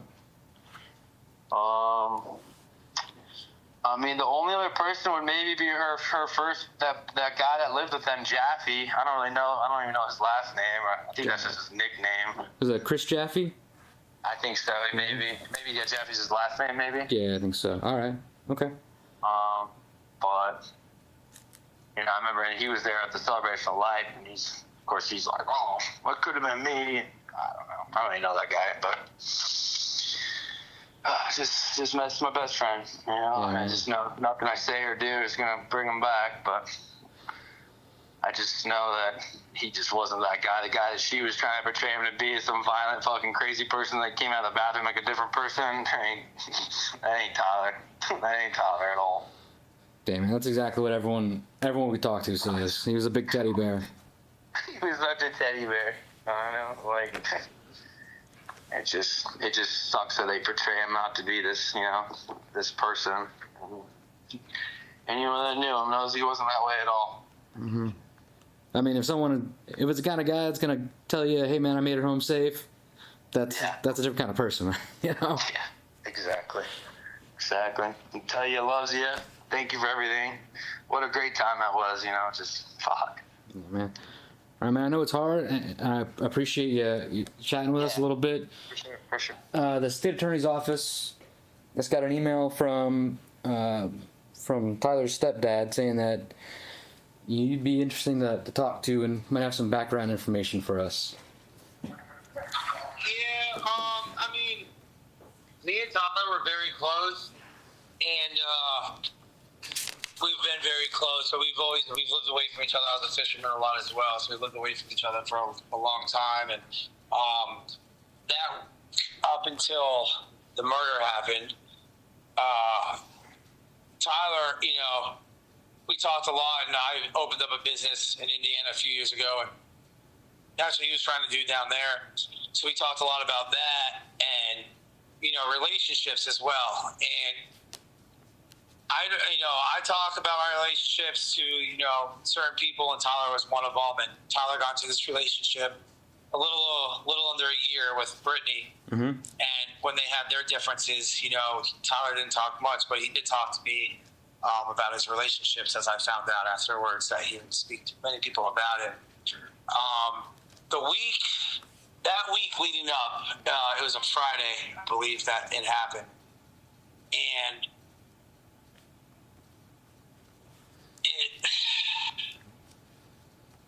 there should be text messages on his phone, and I'm sure you guys have them. He called me, I believe it was on Wednesday, so it was 2 days before Wednesday, and he was working on his aluminum boat that he was going to be chartering out, that he was working on to charter. And Brittany, you know,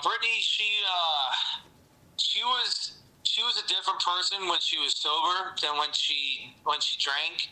And my girlfriend in Indiana, when she first met Brittany, she liked her, you know, and it was a sober first introduction. And we came down to Key West again. I was flying in about every other month. And she was drunk, and it didn't go well. And then we came down with her girlfriends for her birthday in February, and it really didn't go well. You know, Brittany was hitting Tyler and scratching him and punching him, and then there was, like, blood.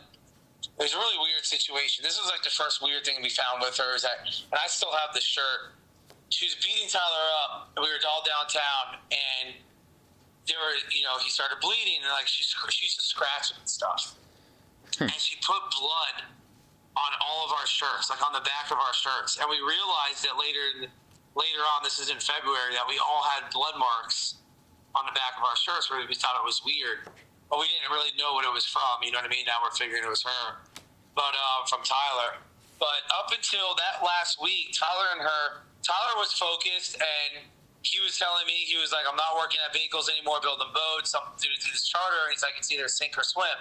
And I told him, I said, Tyler, I was like, we don't sink, dude. You know, we only have one option, to swim. You have to do whatever you can about it. So he was like, you're right. So he actually stopped drinking for a week.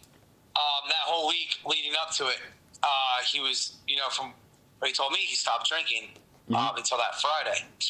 And Wednesday he had called me, and Brittany wanted to go out. He's like, Brittany wants to go out, blah, blah, blah. And he's like, I told her, you know, I just can't.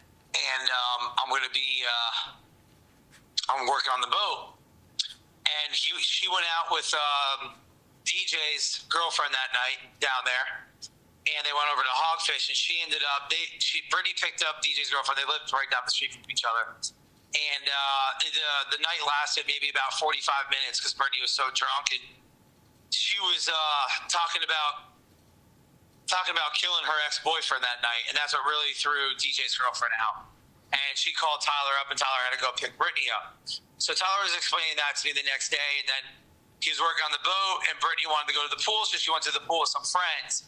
And the way he explained this to me, this should have been Thursday, the day before, and this should be in text message, because he explained it like it was a text message, that she was like, why don't you come? She's like, come have a drink with me. And Tyler's like, I don't want to drink. I'm working. And then she's like, come have some French fries with me. And Tyler was like, can you believe it? She's like trying to, get me to come out. She's drunk, trying to get me to come out with French fries. Like, Phil, I don't care about French fries. I want to work on my boat. And that night, she got really drunk too. The next day, I talked to him as well. He was down at the docks. And,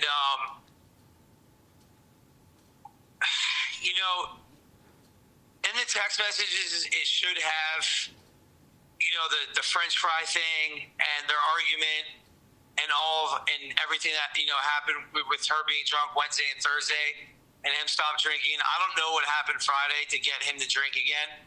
And he did text me Friday night before this happened, and I happened to be sleeping, and I knew he was gonna be hungover the next day, so I was kind of just waiting for him to be hungover before I had to talk with him about why he started drinking again. But obviously that didn't happen.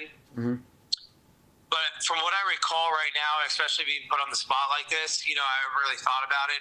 You know what I mean? Sure. I do know that they were having issues that week, about her drinking and about Tyler wanting to better himself. And I know she had that damn app too, which was a great idea.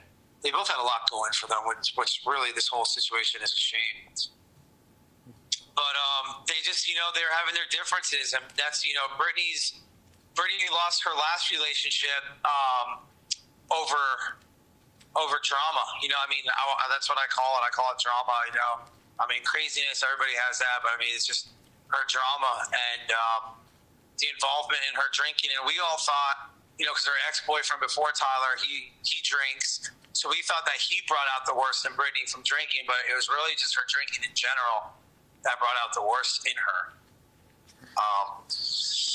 I don't know if that helps at all, or if that explains her a little bit better, or what the case is with that. But could you tell me a little bit more about this when you came down in February and you all ended up with blood on your shirts?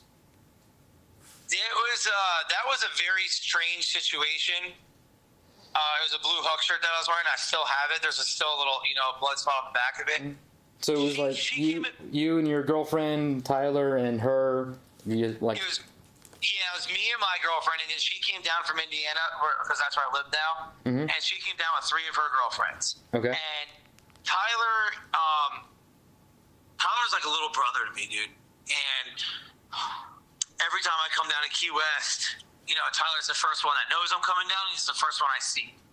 So they happened to be out on the boat that day when we got down there that day. So we check into our hotel room, and Tyler and Brittany came and met up with us. Brittany was a sloppy mess, and we're like, Tyler, dude, like, this is, you guys can't go out like this, Mm-hmm. He's like, all right. So they went home, and Chris Jaffe, who was Tyler's old roommate, who was Brittany's ex-boyfriend, he's also a friend of mine.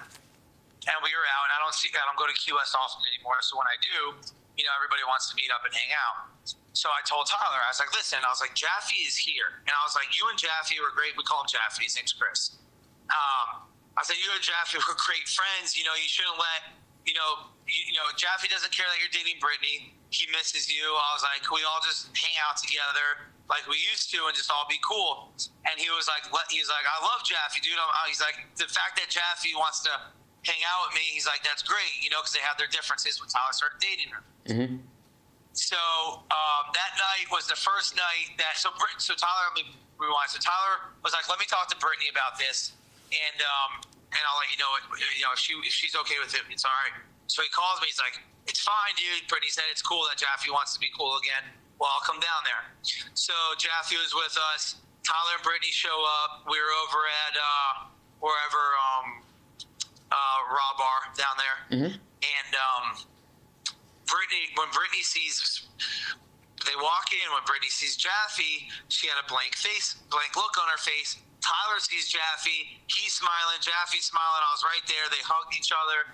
And it was like kind of awesome that, that they were going to be friends again. You know what I mean? They could let this go past them. Yeah. Well, that wasn't Brittany's plan. Brittany was hoping that there was going to be some sort of scuffle or drama involved in this situation. And she got mad at Tyler for not doing anything about Jaffe being there, and Tyler obviously was like, what are you talking about? When this was neutral, and I told you that we were coming down here and it was all going to be all right. Well, we walked over. I have another buddy of mine that used to fish for me in Virginia, and he ended up moving down there. He works at American Rock Bar as bartender now, or bar manager, whatever it is. So I said, let's go see Travis over at Rock Bar. So we all walk over there, and I was talking to Travis because I haven't seen him in a while. And Tabitha and her girlfriends, and they still talk about this to this day. And I never saw this side of Brittany. And after they heard what happened, they were all like, we kind of aren't surprised by this situation because she was so nuts that night. But over at American Rock Bar, she was like scratching and slapping Tyler, and everybody felt very uncomfortable about the situation. Later on in the night, they're like, Phil, you have blood in your shirt. And then I guess Tyler had the blood on his shirt. And my other buddy, Eric, they said had the blood on his shirt too. And then they were making a joke and they were calling her a witch. Like, oh, the witch, she put blood on your guys' shirt. We didn't think anything of it. You know what I mean? I didn't, at least. But now we're kind of, as we talk about it more, we're like, wow, like that 100% could have been her doing that. When you said that she was like scratching and slapping at him, was like a big blowout argument between them, or were they just sitting next to each other and she's like I don't know? We're standing up. It was more her yelling at Tyler. It was all because Jaffe was there. Jaffe was hanging out with us, and Tyler hugged Jaffe. She didn't want them two to be friends, and they were best friends. You know what I mean? And that's why I brought them together that night. Because we're all best friends, man. You know what I mean? And she didn't like that situation at all whatsoever. So, anyways, what happened that night? Tyler texted me, and I was sleeping again. He texted me that night, and he's like, "We're done." And I called him in the morning. He was like, "Not good. We're done," or something like that. I was reading the text message not too long ago, and I called him the next morning, and he was like, "Brittany broke a bunch of shit in the house. Jordan was there for this." If you talk to Jordan about Tabitha's birthday with Phil and Tabitha being down there, he'll explain what happened that night. But she broke a bunch of stuff in the house. She wrecked the house, and she beat Tyler up pretty bad that night. And this is all over the Chris Jaffe thing. Mm-hmm. Tyler started blaming himself for it, and then that's where I kind of stepped in. I was like, Tyler, I was like, you're not in the wrong here. And he was like, I should have never met up with Jaffe. He loved her. He was obsessed with her. So, hold on a second. I'm pulling into another account here at a country club. And, all right. So, that night is definitely evidence of what she was capable of. And that really gave me my first outlook on Brittany of seeing, that side of her. So when you say that she was, you got to scratch somebody pretty hard to, draw blood, right? Yeah. How does that go down? Like, she clawing at his face, or I can't even picture how it's happening. She just used to go crazy, dude. Like, she would just throw her arms, you know what I mean? Like, beating him up. She's beat him up a few times. That's the thing. And he kind of just, used to take it. And he never really, as no one should, behind closed doors, if situations like that happen, obviously it's something embarrassing to speak of, to talk about. Sure. But there's quite a few stories about her attacking him, and she was an attacker. And clearly that night, of the blood being, in Tyler's bed and the broken beer bottle. And not only one broken beer bottle, that room was full of broken glass when everybody had to go clean it up. That's when everybody knew that there seriously was a problem going on. And Tyler, I don't know if you've had the chance to meet him, but he was built like a brick. Like if you ran into him, it was like running into a brick wall. He was just built like that. That's the way he's built, So that night in February, you saw her swinging at him. Everybody saw her. Everybody saw her. All right. It was at American Rock Bar. Yeah, everybody saw her. Okay. My girlfriend, her friends, and that was all their first impressions on her as well. So after that day, like they were all, everybody stayed away. You know what I mean? Sure. That was it. All right. These text messages between you and him, do you still have them on your phone? Yeah, it was between a phone call, like the week leading up to him. I have text messages from the night in February on my phone, and he was like, "Not good." He said something, and I just woke up and I put like a dead face emoji or whatever because I was hungover. And then he was like, he said something. I can send you them, yeah. And then I called him afterwards about it. You know what I mean? We would I'm not love like a to. big text guy. Any kind of text message between you and him that is about problems or about Brittany at all, we would love to get our hands on. Tyler got a new phone like a week before this happened. Right. So those old text messages aren't on that phone anymore, right? So we don't have anything from, I don't know, like 4 days before the shooting, beyond that. So the only texts we have are pretty new ones. So if there are old ones that you have on your phone, you can screenshot those and maybe email them to us. That would be awesome. Yeah, could you hold on, let me write down your email real quick. Put down my truck. I can text it to you on this number. Oh yeah, That'd that would be be perfect. I could go back, I could screenshot an email. What it really came down to is when he would text me anything like he did that night, like he was explaining and I didn't really understand what he's explaining because I didn't know that they got into it. She tore the house up. So after I woke up, I sent him a couple of emojis like, yeah, I thought he was talking about because we just, drank too much that night. But I called him and I talked to him about it. It's, Jordan also could explain what happened that night about her damaging the house and property. And she literally I think that was the first blow up that I've heard of her doing, But she has a past about it. And talking to her ex-boyfriend, have you talked to her ex-boyfriend down in the Keys yet? This is the Chris? Chris, yeah. I haven't talked to him. It's possible the state attorneys might have. I gotcha. This is a different, not the same Chris that she used to work on a charter boat, right? No, this is her. This is who she moved down to Key West with, who she lived with before. This is how she met Tyler. That's her ex-boyfriend. So he was with her. He's known her for a while. He's dated her for a while, and he would be a good one to talk to as well because it's just all the stories are similar and they all add up. Right. Did he mention relatively recently after that Hold on 1 February? second. Sure. Did he mention what? After that, like February-ish time frame, that the relationship still wasn't going well, or he was thinking about breaking up with her, or anything like that? No, he was in love with her. That he was doing everything in his power to make it work. Tyler didn't date much, and he met her, and ever since she first moved down, like I knew he had a thing for her, even though she was dating Chris. And she had a Catahoula. He loved Catahoulas. It was just, Tyler had a big heart, man. And we all went down to the Keys to celebrate his life. We're all sitting down there.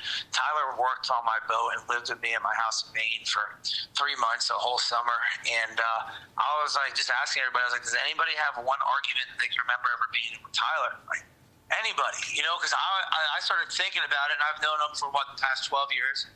And, these are people that have known him his whole life. And I was like, has anybody ever had one argument? He was just non-confrontational. He never got into a fight, even if people were fighting around him. I just never seen him fight or, get confrontational. And he loved her and he wanted to make it work. So I think he hid a lot of, her downfalls and her problems and what happened behind closed doors. He hid it for a while. I just think that it was coming I think it was coming to an end. Like, you know, when someone just says enough is enough. And I know that the drinking like up to that week, you know, it just wasn't good. And that night, I could only imagine what happened in that bedroom with the broken beer bottle and the blood. You had mentioned a DJ. Who is DJ? DJ lived down the street from them. DJ Wood. He owns the Poppawood. So Jordan's the captain of DJ's boat. Oh, okay. Yeah. His girlfriend, Marissa, Marissa would be another good one to talk to. She went out with Brittany on Wednesday. And that's when Brittany, mentioned to Marissa about how she wanted to kill Jaffe and when she was really drunk and all that. So that happened literally 48 hours before she killed Tyler. Hi, my name is Detective Scott Costa with the Monroe County Sheriff's Office. I'm looking to speak to Brett. Yes, sir. This is me. Hey, Brett. I'm working with the State Attorney's Office for Tyler Newish's murder. Yes, sir. So his stepfather, Timothy, passed along your name and your phone number, saying that you might have known him and Brittany. Tyler, he was my best friend. Okay. Do you have a couple minutes to chat? Yeah. All right. Well, how did you guys meet? Tyler, I think we met in second grade. Oh, wow. Long time ago. Yeah. Oh, yeah. All right. Do you live down here in the Keys? Yep. Okay. And how often would you see Tyler, recently? So, honestly, the last time I got to see him, we all went to our other friend we grew up with, his wedding. I want to say it was February 11th. Okay. Or 10th, something like that. But that was the last time I ever got to see him because just working a lot. He was working a lot. He'd call me every day at like lunch. We just had opposite schedules to where I work nights and he works, early mornings, days. Sure. And whose wedding was that back in February? Jeff Wright, our other buddy we grew up with since, second grade. Mm-hmm. And that was down here in the Keys too? Yes, sir. It was on Big Pine. We were actually all in the wedding together. All right, all like groomsmen? Yeah, yes, sir. All right. But, so, I guess what you're looking for is, like, just what I experienced, with her. Yeah, I've heard about this wedding. It's popped up a couple of times. What can you tell me about what went on there? So I'm not a drinker, I don't drink. So Friday night, the wedding was Saturday. Friday night, you know how they do rehearsal dinner. Mm-hmm. So after, the rehearsal dinner, everything was good. We had dinner. They start drinking a little bit. She's really, like, belligerent. And we were all sitting by the pool having a good time. It was really, like, the first time I actually got to meet her and, like, talk to her. Mm-hmm. And she was so drunk. Like, I was just kind of like, I was sitting next to her at the pool in the lawn chairs, and I was kind of like, talking to her. But she was so drunk, I wasn't really paying much attention to her because she was just belligerent. And I could have sworn, so we started talking about her dad. And my buddy, Tyler, he is, I got him into hunting. Anyways, her dad has like some hunting property and stuff up there, and I could have sworn she told me that, oh, my dad's selling the property. And my buddy, like a week or two before, he was all excited to go hunting. My buddy meaning Tyler, sorry. Uh-huh. And, I misunderstood her. Anyways, I'm driving them home because I, don't drink at all. And we had to drive back to his house. And I was talking to him in the front seat. She's passed out in the back seat. And I said, oh, Tyler, that sucks. Her dad's selling the property. And he's like, what do you mean? I was like, yeah, I was talking to her at the pool. She said her dad's selling the property. And he reaches in the back seat and says, hey, babe, is your dad selling the property? And without hesitation, she throws a fucking left-hand hook and punches him in the face. And she says, don't ever fucking talk about my dad. And she has no idea what we're talking about. You know, we're not talking bad about the dad. It was like, what the fuck? I got scared because I'm doing 55 mile an hour and she's throwing hooks. I thought she was going to punch me. Like, Jesus Christ. And then, you know, we get back to the house. I'll eat a little bit and, you know, like, Jesus. And she went to bed and she woke up fine the next morning like nothing ever happened. Mm-hmm. And when we got home, I was on the porch and I was like, Tyler, like, what the fuck's going on, dude?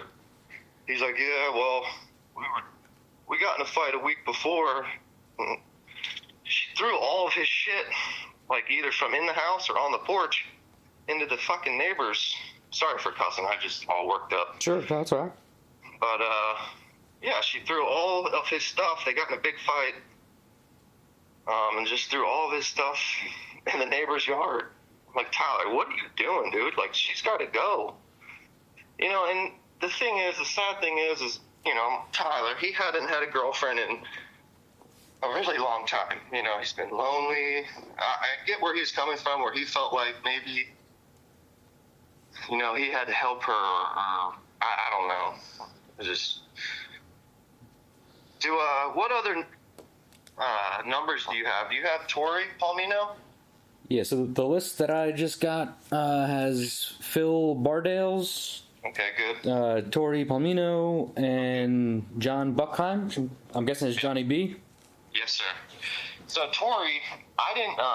So after the wedding, you know, I stayed at my sister's house with my girlfriend, and then Tyler, they stayed at Tori's house, and you know, I'll let Tori tell you all about that. I only heard a little bit to where, you know, they were up the rest of the night, and they ended up going home later, like way later in the morning, which they probably shouldn't have been driving.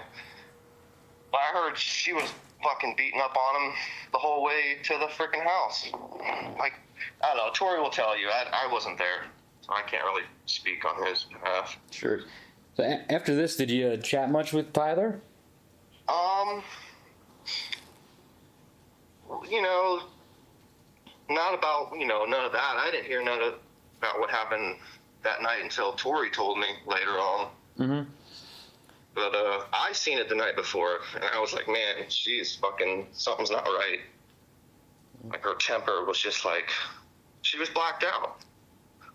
And I heard after she shot him, the cops, they put her downstairs, put her in the corner, they put the roommate in the other corner. And what does she do? She passes out on the fucking beanbag chair. Like, how are you gonna fucking shoot someone in the back and just pass out? Like, you're fucked up. It's, I don't know, it's fucking sad. Between that wedding incident or after the wedding, did you even just keep in touch with him? Even just, you know, bullshit about random stuff about life? Oh yeah, he called me every day at lunch. We had plans, like, I got property and I got family in Tennessee. You know, we're supposed to go hunting and, you know, had all of our trips planned out.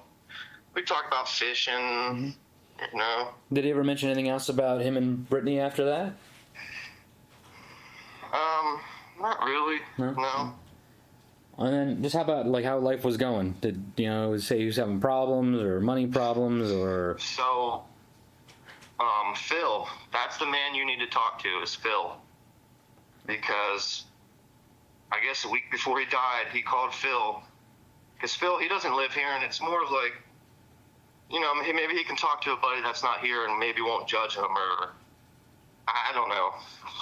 So Phil got to talk to him more the week before he died and of what was going on with Brittany. All right. Yeah. Is there anything else that you got in the back of your head that you think's important? You need to tell somebody? Well, this has nothing to do with anything, but you know, I'm still waiting on a phone call from him. And I was supposed to go see him in the morning, but I never got a chance to because I have like a sickness when I get anxiety, like I start throwing up and blah, blah, blah. But is there any way, like, down the road I'd be able to see a picture of him? Like, you know, dead? Just for closure. That's all it is for me, is closure. You know, it's... eventually most of that stuff would become public record, but it's going to be a little bit down the road. You know, these Of course, yeah, kind of okay. cases can take, you know, a year and a half, 2 years sometimes. Yeah, I know. Yeah. When, you know, if a trial were to come around, most likely those would be shown in the trial too. You know, I know you're Okay. local. If you wanted to, you know, hop in and sit in the trial, some of that stuff would Yeah. come out there as well. Mm-hmm. Yeah. Yeah. You know, that's the first time I met her was in September, like when they first started getting together, and I didn't even really, you know, speak a word to her. We just got in from the boat. She's on the dock waiting for him. And I said hi. I didn't really know, I didn't even know her name, you know. And then the next time I met her, from September, I met her in February for the wedding, and that was it. You know, I don't really know. I've heard stories like my other buddy, TJ, first time he met her was like 3 or 4 weeks before this all happened, before she shot him. That they were out at Marvin, you know Marvin, Yeah. Sandbar. Mm-hmm. He was out there, and he's like, "Oh, what's up, Tyler?" And my buddy TJ, he noticed like something's off with her, like she's belligerent. Like TJ's like, "Yo, you probably should take her in," and they ended up leaving, driving home, and I don't know, it's just she can't handle her alcohol. So that wedding back in February, was that at like a hotel or a resort or something?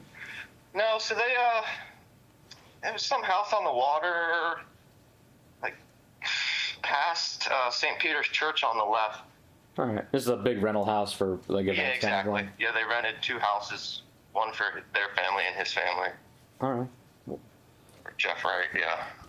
All right. Other than those names that I rattled off to you, is there anybody else? You mentioned this TJ. Were they good buddies? We were growing up, but you know, once you know we got in our 20s, we kind of, you know, not separated, but you know, he does his thing, we do ours. It's, you know how it goes. Yeah, I got you. He's still a good friend, but just not as close as we were. Me, Tori, Phil. Phil and Tori you need to talk to for sure. I don't know Brittany very well. I just assumed she was a good person because I thought Tyler was such a good person, you know, like, I was never around them a ton. I did talk to him a little bit about their relationship, but not extensively. I think they were generally happy, but I think she had a major problem when she drank. And no control whatsoever. Were you ever around her when they were drinking? Or when she was I drinking? personally was not, but I heard numerous stories, and I heard stories from him of dealing with it, but I did not witness it. All right. What else? Did he ever mention to you that they were having problems or any times where, you know, issues had popped up? About 3 days before, I'd say, he came to me and said that his dog Chief and him just needed a day to themselves. And it was definitely because he'd been arguing with her, and he just was, you know, taking a step away. And I don't really know exactly what it was about. I know that she had fallen and hit her head like 3 days prior to him, like, so say a week before the incident. Mm-hmm. And he had talked about that she'd just been, you know, real hard to deal with after that. Hit her head, like go to the hospital, hit her head, or?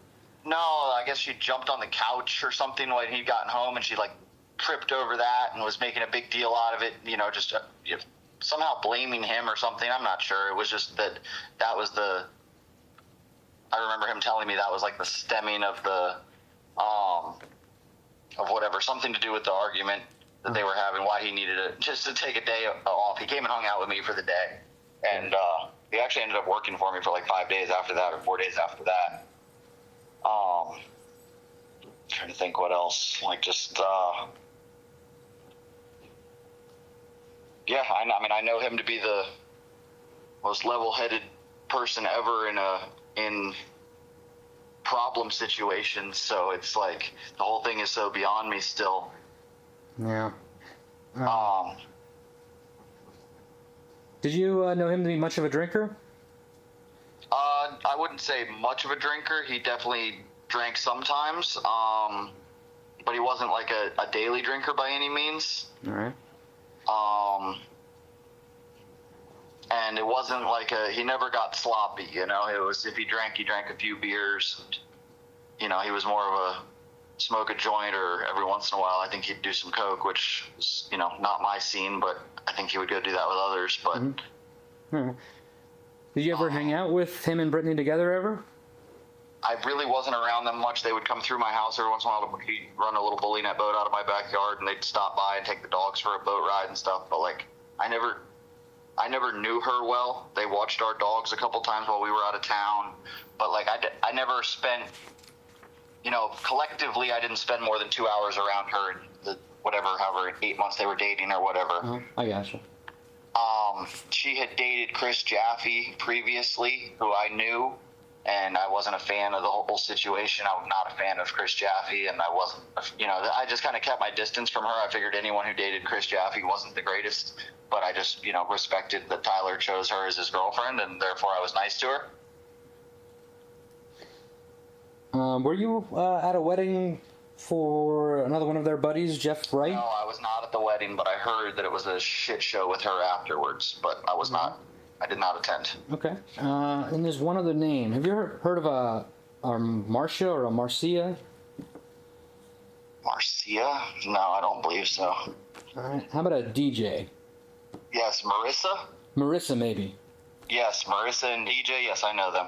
Do you know last names for those guys? Or maybe phone numbers by any chance? DJ is Donald Wood. Okay.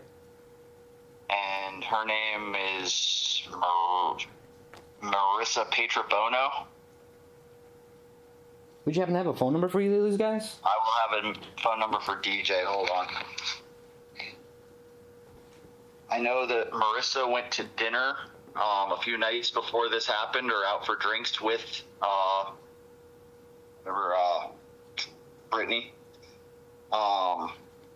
And that's where there was a conversation about her wanting to do weird, gruesome stuff to Chris Jaffe, her ex-boyfriend, which Marissa found disturbing and kind of ended, I guess, called Tyler and asked them to come pick them up as she was uncomfortable. All right. Is there anybody else that sticks in your mind that we should be chatting with? I mean, you've already spoke with Jordan. I mean, the only thing that I can further contribute is just things that I saw in the house that the police may have missed. But, I mean, I think Jordan probably told you most of that. I don't know if you have any questions there.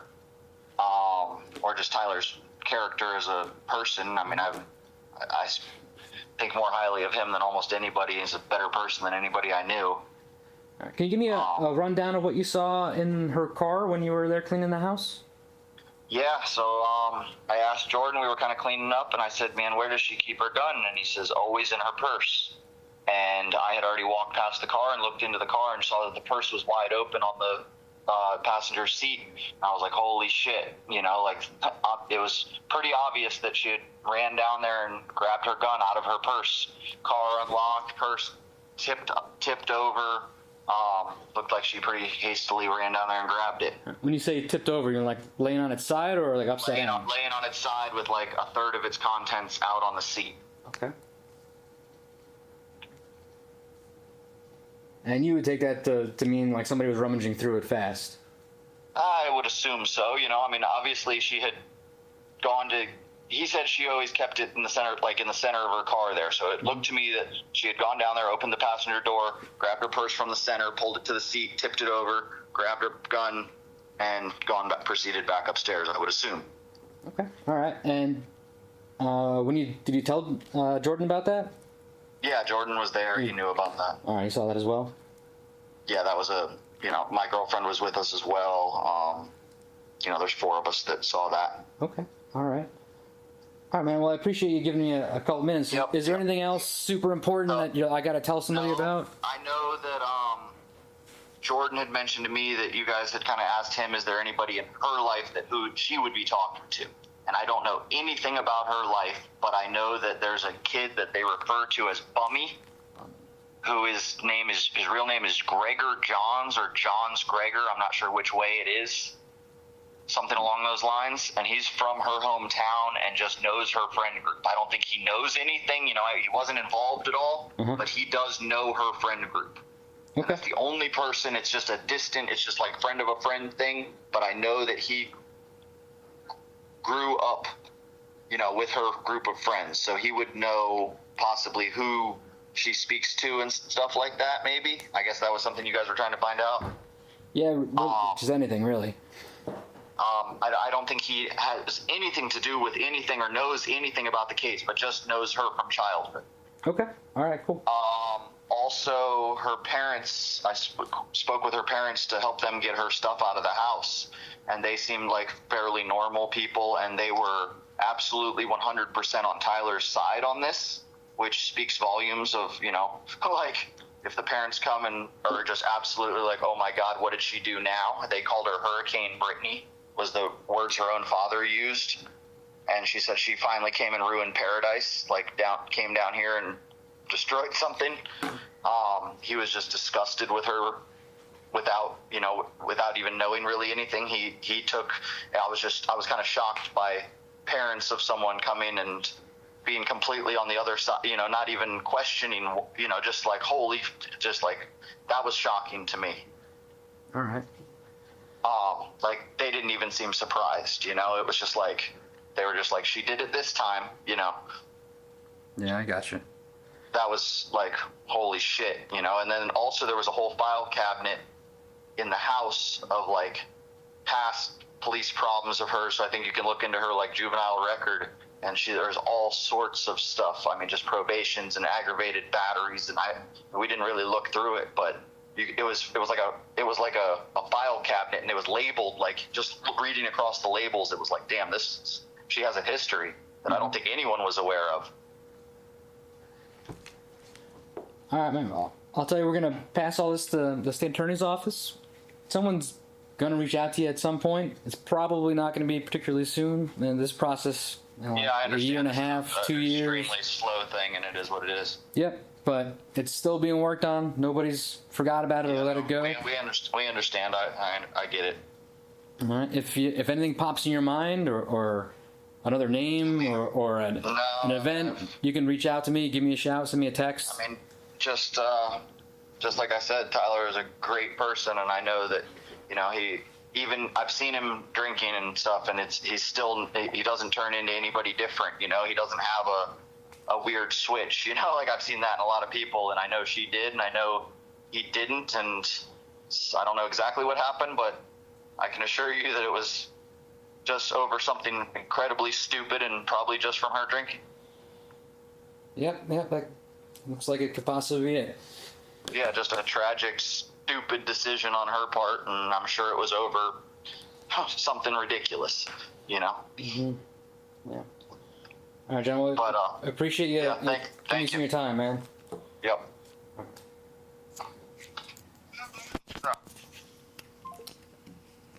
End the call 1334.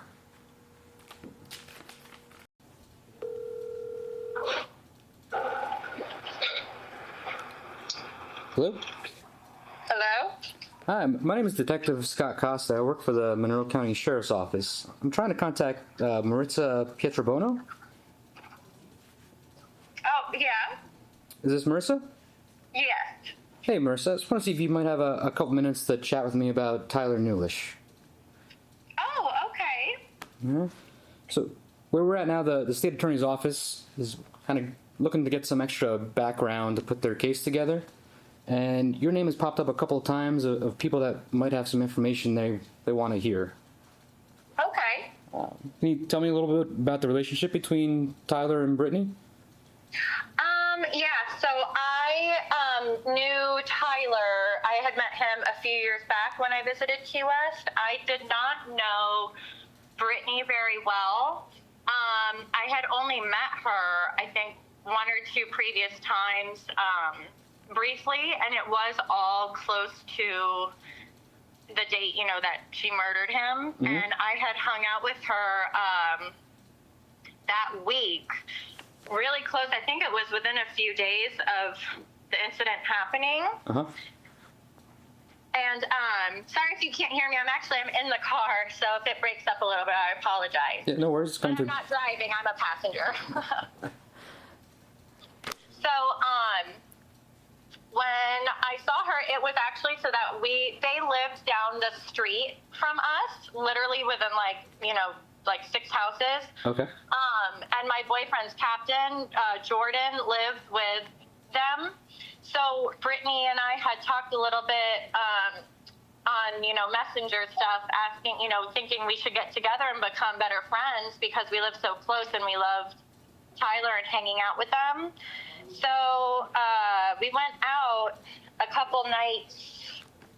Yeah, it was very close. It was within the week that she murdered him, and I knew that I did not like her or want to hang out with her again. When she picked me up, we were going to go to Babalu's, and I thought we were going to walk there, but she came and picked me up in the car. And we went to Babalu's, and it was dead, so we were like, oh, we don't really want to go there, and she kind of wanted to go downtown. But when we started driving down the road, I realized that she was really fucked up. She was definitely intoxicated, and I don't like that. So I realized I was actually texting my boyfriend, and I have the messages and stuff about how uncomfortable I was and didn't, want to hang out with her. And we went to, I told her that I actually wanted to go to the docks or Hogfish because that's where Tyler and DJ had worked, and I knew it was like a safe spot, so to speak. Like, I didn't want her to drive any further because she was recklessly driving, and I just wanted to get out of the car, so I told her, let's go to the docks or Hogfish. Okay. I'm sorry, are you still there? Yep, I'm listening. Okay. So we went to Hogfish, and I asked her, like, I think even what kind of beer like that she wanted, but I ended up getting us two kind of like very light, like kind of gross end beers because I did not want to drink with her, and I didn't want her to drink anymore because I knew that she was very messed up. And so we were at Hogfish, and she was talking about her ex-boyfriend, which as a guy that I know, it was Chris Jaffe. She was talking about him, and very aggressively and very angrily, and talking about their relationship, how much she hated him, how, she like wanted to kill him, and saying all this crazy stuff. And she was crying about how Tyler saved her. She loved Tyler so much, and I was like, I agree, I love Tyler. The bartender looking at me, I'm kind of giving like side eye, like, yeah, I need to get her home. And I did not want her to drive anymore, so I was saying, that if Tyler could come pick us up, or DJ was offering to get us an Uber. My boyfriend is DJ. And I wanted to go over to the docks to get picked up just because at Hogfish she kept saying the name Chris Jaffe, and I didn't know. It was embarrassing for me, and I didn't know if people knew him or knew her. She was so intoxicated. I was just embarrassed, and I wanted to get to the docks where I knew the bartenders and people and like felt safe, and then Tyler could pick us up there. So I made sure that she messaged Tyler to come pick us up there, and she did. And she kept dropping her purse on the floor, things like that. So we walked over to the docks, and when we were there, I made sure that she called Tyler again, and I actually spoke with Tyler, and I was like, Tyler, I'm so sorry if you could come. And he was so nice about it. He was just a doll, and really, kind and sweet, and was like, yeah, of course I'll come, pick you guys up. And she was just so hammered at the docks as well. It was like, I got like, we did not even drink the beers at Hogfish, and then I got us 2 light beers at the docks, not, knowing that I didn't want her to drink. I didn't want her to do any shots or have any more alcohol. And when we were there, she was crying to me again about how much she loved Tyler. He saved her life. She was so happy to be with him. She was kind of hanging all over me, almost trying to like kiss me, just very intoxicated behavior. The bartenders were kind of laughing. I was laughing, saying, okay, we're going to go home now. And Tyler picked us up. She left her car there overnight. And when we were walking back, I was so happy to see him. And we were walking in like the parking lot area, and she ran and jumped on his back, like being playful, trying to jump on him, but he almost fell because, we didn't know it was coming. She was like a raging bull, like went and jumped on him. He almost fell over and was like, oh, come on, Britt, remember, you did that before, and you almost, I fell on my face or something. And then she got really pissed off and was like, you're a fucking faggot, excuse my language. And she was punching him in the arm and calling him a faggot and saying, come on, you can't, like, pick me up and stuff. And I was like, I was trying to make it funny because it was uncomfortable. I was like, everyone's gay in Key West, so we're fine, like making jokes. And Tyler was laughing, I was laughing. And we finally got Brittany in the car. She sat in the front seat, and I walked around. I gave Tyler a hug, and I was like, I'm so sorry. I was like, I'm not, drunk. I'm not intoxicated. I did not get her this way. I didn't want him thinking like we went out and got all fucked up, because that wasn't the case. And he said, no, Marissa, it's totally fine. Like, she was drinking before. This isn't my first time. It's fine. I'm not mad at you or anything. You're not in trouble. I was like, okay. I just wanted him to know that, like, I felt bad that she was really messed up, but I didn't have anything to do with that she was fucked up, and, it was time to go home. And he was very, very sweet. Oh my God, we got in the car, we were playing like Britney Spears and just fun music and laughing and dancing, and me and Tyler kept looking at each other because Britney was singing and still all messed up and trying to reach back for me, and I was like, okay, time to go to bed. And so he pulled up and dropped me off at the house, and I went inside and had a laugh with my boyfriend about what happened and her behavior, and I was just so turned off. And I was like, I don't have many girlfriends at Key West. I tried to go out and make a girlfriend, and she's just messed up, and I didn't like her for Tyler. I was like, he's not a fucked up person. He's not mean, he's so good to her, and I just didn't like the way she like treated him and was so messed up and what was going on with her. So when she was punching at him, was it like weak punches, playful, or do you think she was like trying to hurt him? I think it was like she was definitely aggressive and being intoxicated and punching him in the arm, like really like pissed off. And she's got like that brute strength. She's not like a little weak girl, is like how I had in my mind. She paddleboards and stuff. She's got like a strong hook. So I remember her punching him in the arm and being like, okay, like trying to make it like a joke and just take away from like, you don't have to beat up on him. Like, he just picked us up and is being really nice. So yeah, that was my take, was like, I wanted her to stop. Like hard enough, you think, like would have left a mark kind of hard? Yeah, maybe if it's a soft spot on your arm and she punched it. Yeah, just like, I think it was like 2 or 3 times. I'm trying to think back, and it was just like, she's like, oh, come on, you faggot, is what she called him, and did that. And I was like, whoa, okay, like, come on. And he was laughing it off and like shaking his arm and saying, come on, and then I made the Key West joke that we're all gay down here, and we laughed, and we guided her to like the front seat of the car. All right. And then when you said she was talking crazy stuff about Chris, what kind of crazy things was she saying? She said that they would get in physical fights and that they would grab each other's eyeballs. And she showed me like with her thumb and her fingers on her face, like the eyeball squeezing. She said that she told me she had stabbed him one time. And I was like, you stabbed him, or like you wanted to stab him? And she was like, oh no. She's like, and next time I'll stab him. She said that she would do it like, she was doing the stabbing like with her arm. Well, this was at Hogfish Bar. She was doing like the stabbing motion, and she was like, and I would go, like in and I would go all the way up like to his neck, is what she said. I'm trying to think of the exact words, but she was gonna, she's like, I'd go all the way up and like kill him. And I just remember thinking, you're being so psychotic and aggressive about this. You haven't even dated him in over a year.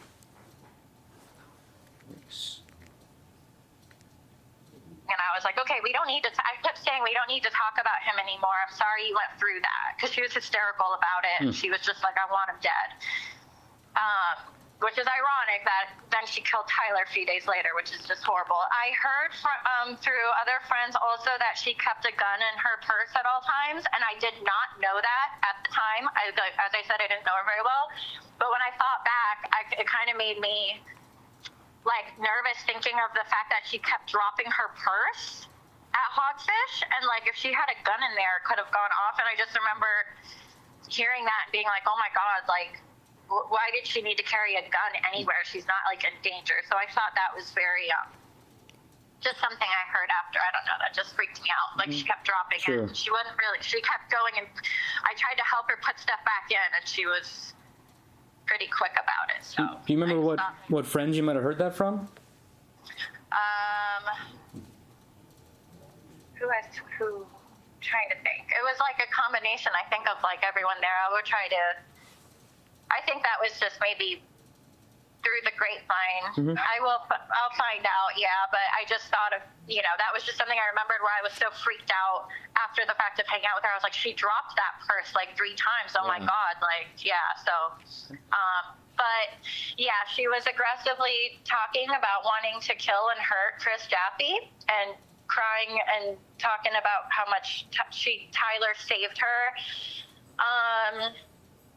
She told me that when she was with Chris Jaffe, that Tyler was her shoulder to cry on, and that she would sit there and cry to Tyler about Jaffe, and Tyler would comfort her, and that's kind of how their relationship formed, was like he was there for her and like was a good friend to her to start off, because Jaffe and Tyler were roommates at the time. So she was with Jaffe and essentially left Jaffe for Tyler, and they moved out. Gotcha. So then, I was making jokes that maybe she had a crush on Jordan, the roommate, because she was telling me after she drunkenly told me the same story, but changed the names and said, oh, I just, sometimes I sit on the couch with Jordan and I cry to Jordan about my problems, and I just love talking to Jordan. So I was like, oh, that's funny, because it'd probably make Jordan uncomfortable. He's not exactly he wasn't like Tyler. He's not a cuddly kind of guy that would sit and listen to your problems. He's a fisherman who's salty and would say, get away from me. So I thought that was like funny. But Tyler, that's just the essence of Tyler. He was such a sweetheart and a doll, and like would never hurt anyone or hurt a fly. So it would make sense that a girl would want to sit and talk to Tyler and be nice. Sure. Did you ever have any conversations with Tyler about Brittany? No, I didn't. The only thing like with Brittany was that she was so messed up, and he had just was like apologizing to me about how messed up she was, and he didn't, know. He just wanted us to have a great girls' night, and my boyfriend and Tyler were very close too, so it was like, of course we want to all get together and hang out. And I think after that night, it was like we were gonna all try to hang out again. Like my boyfriend had talked to Tyler, and we were all gonna maybe try to go on the boat. And I was like, I would love to hang out again as a group. I did not want to hang out with Brittany again one-on-one. I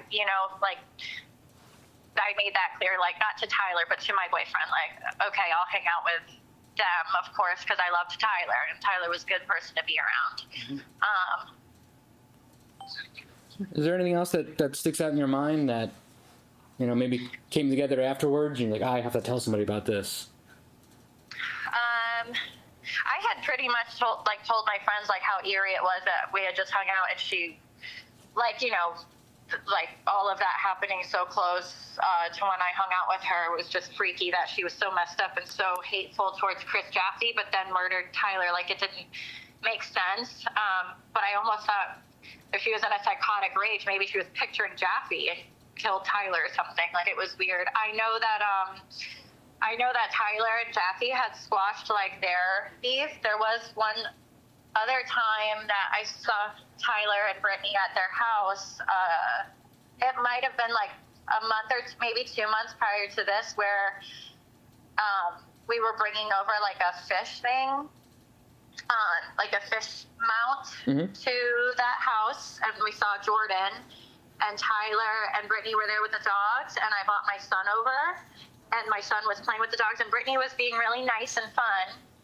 She was drinking the seltzers, and then the topic of Chris Jaffe got brought up at that time too.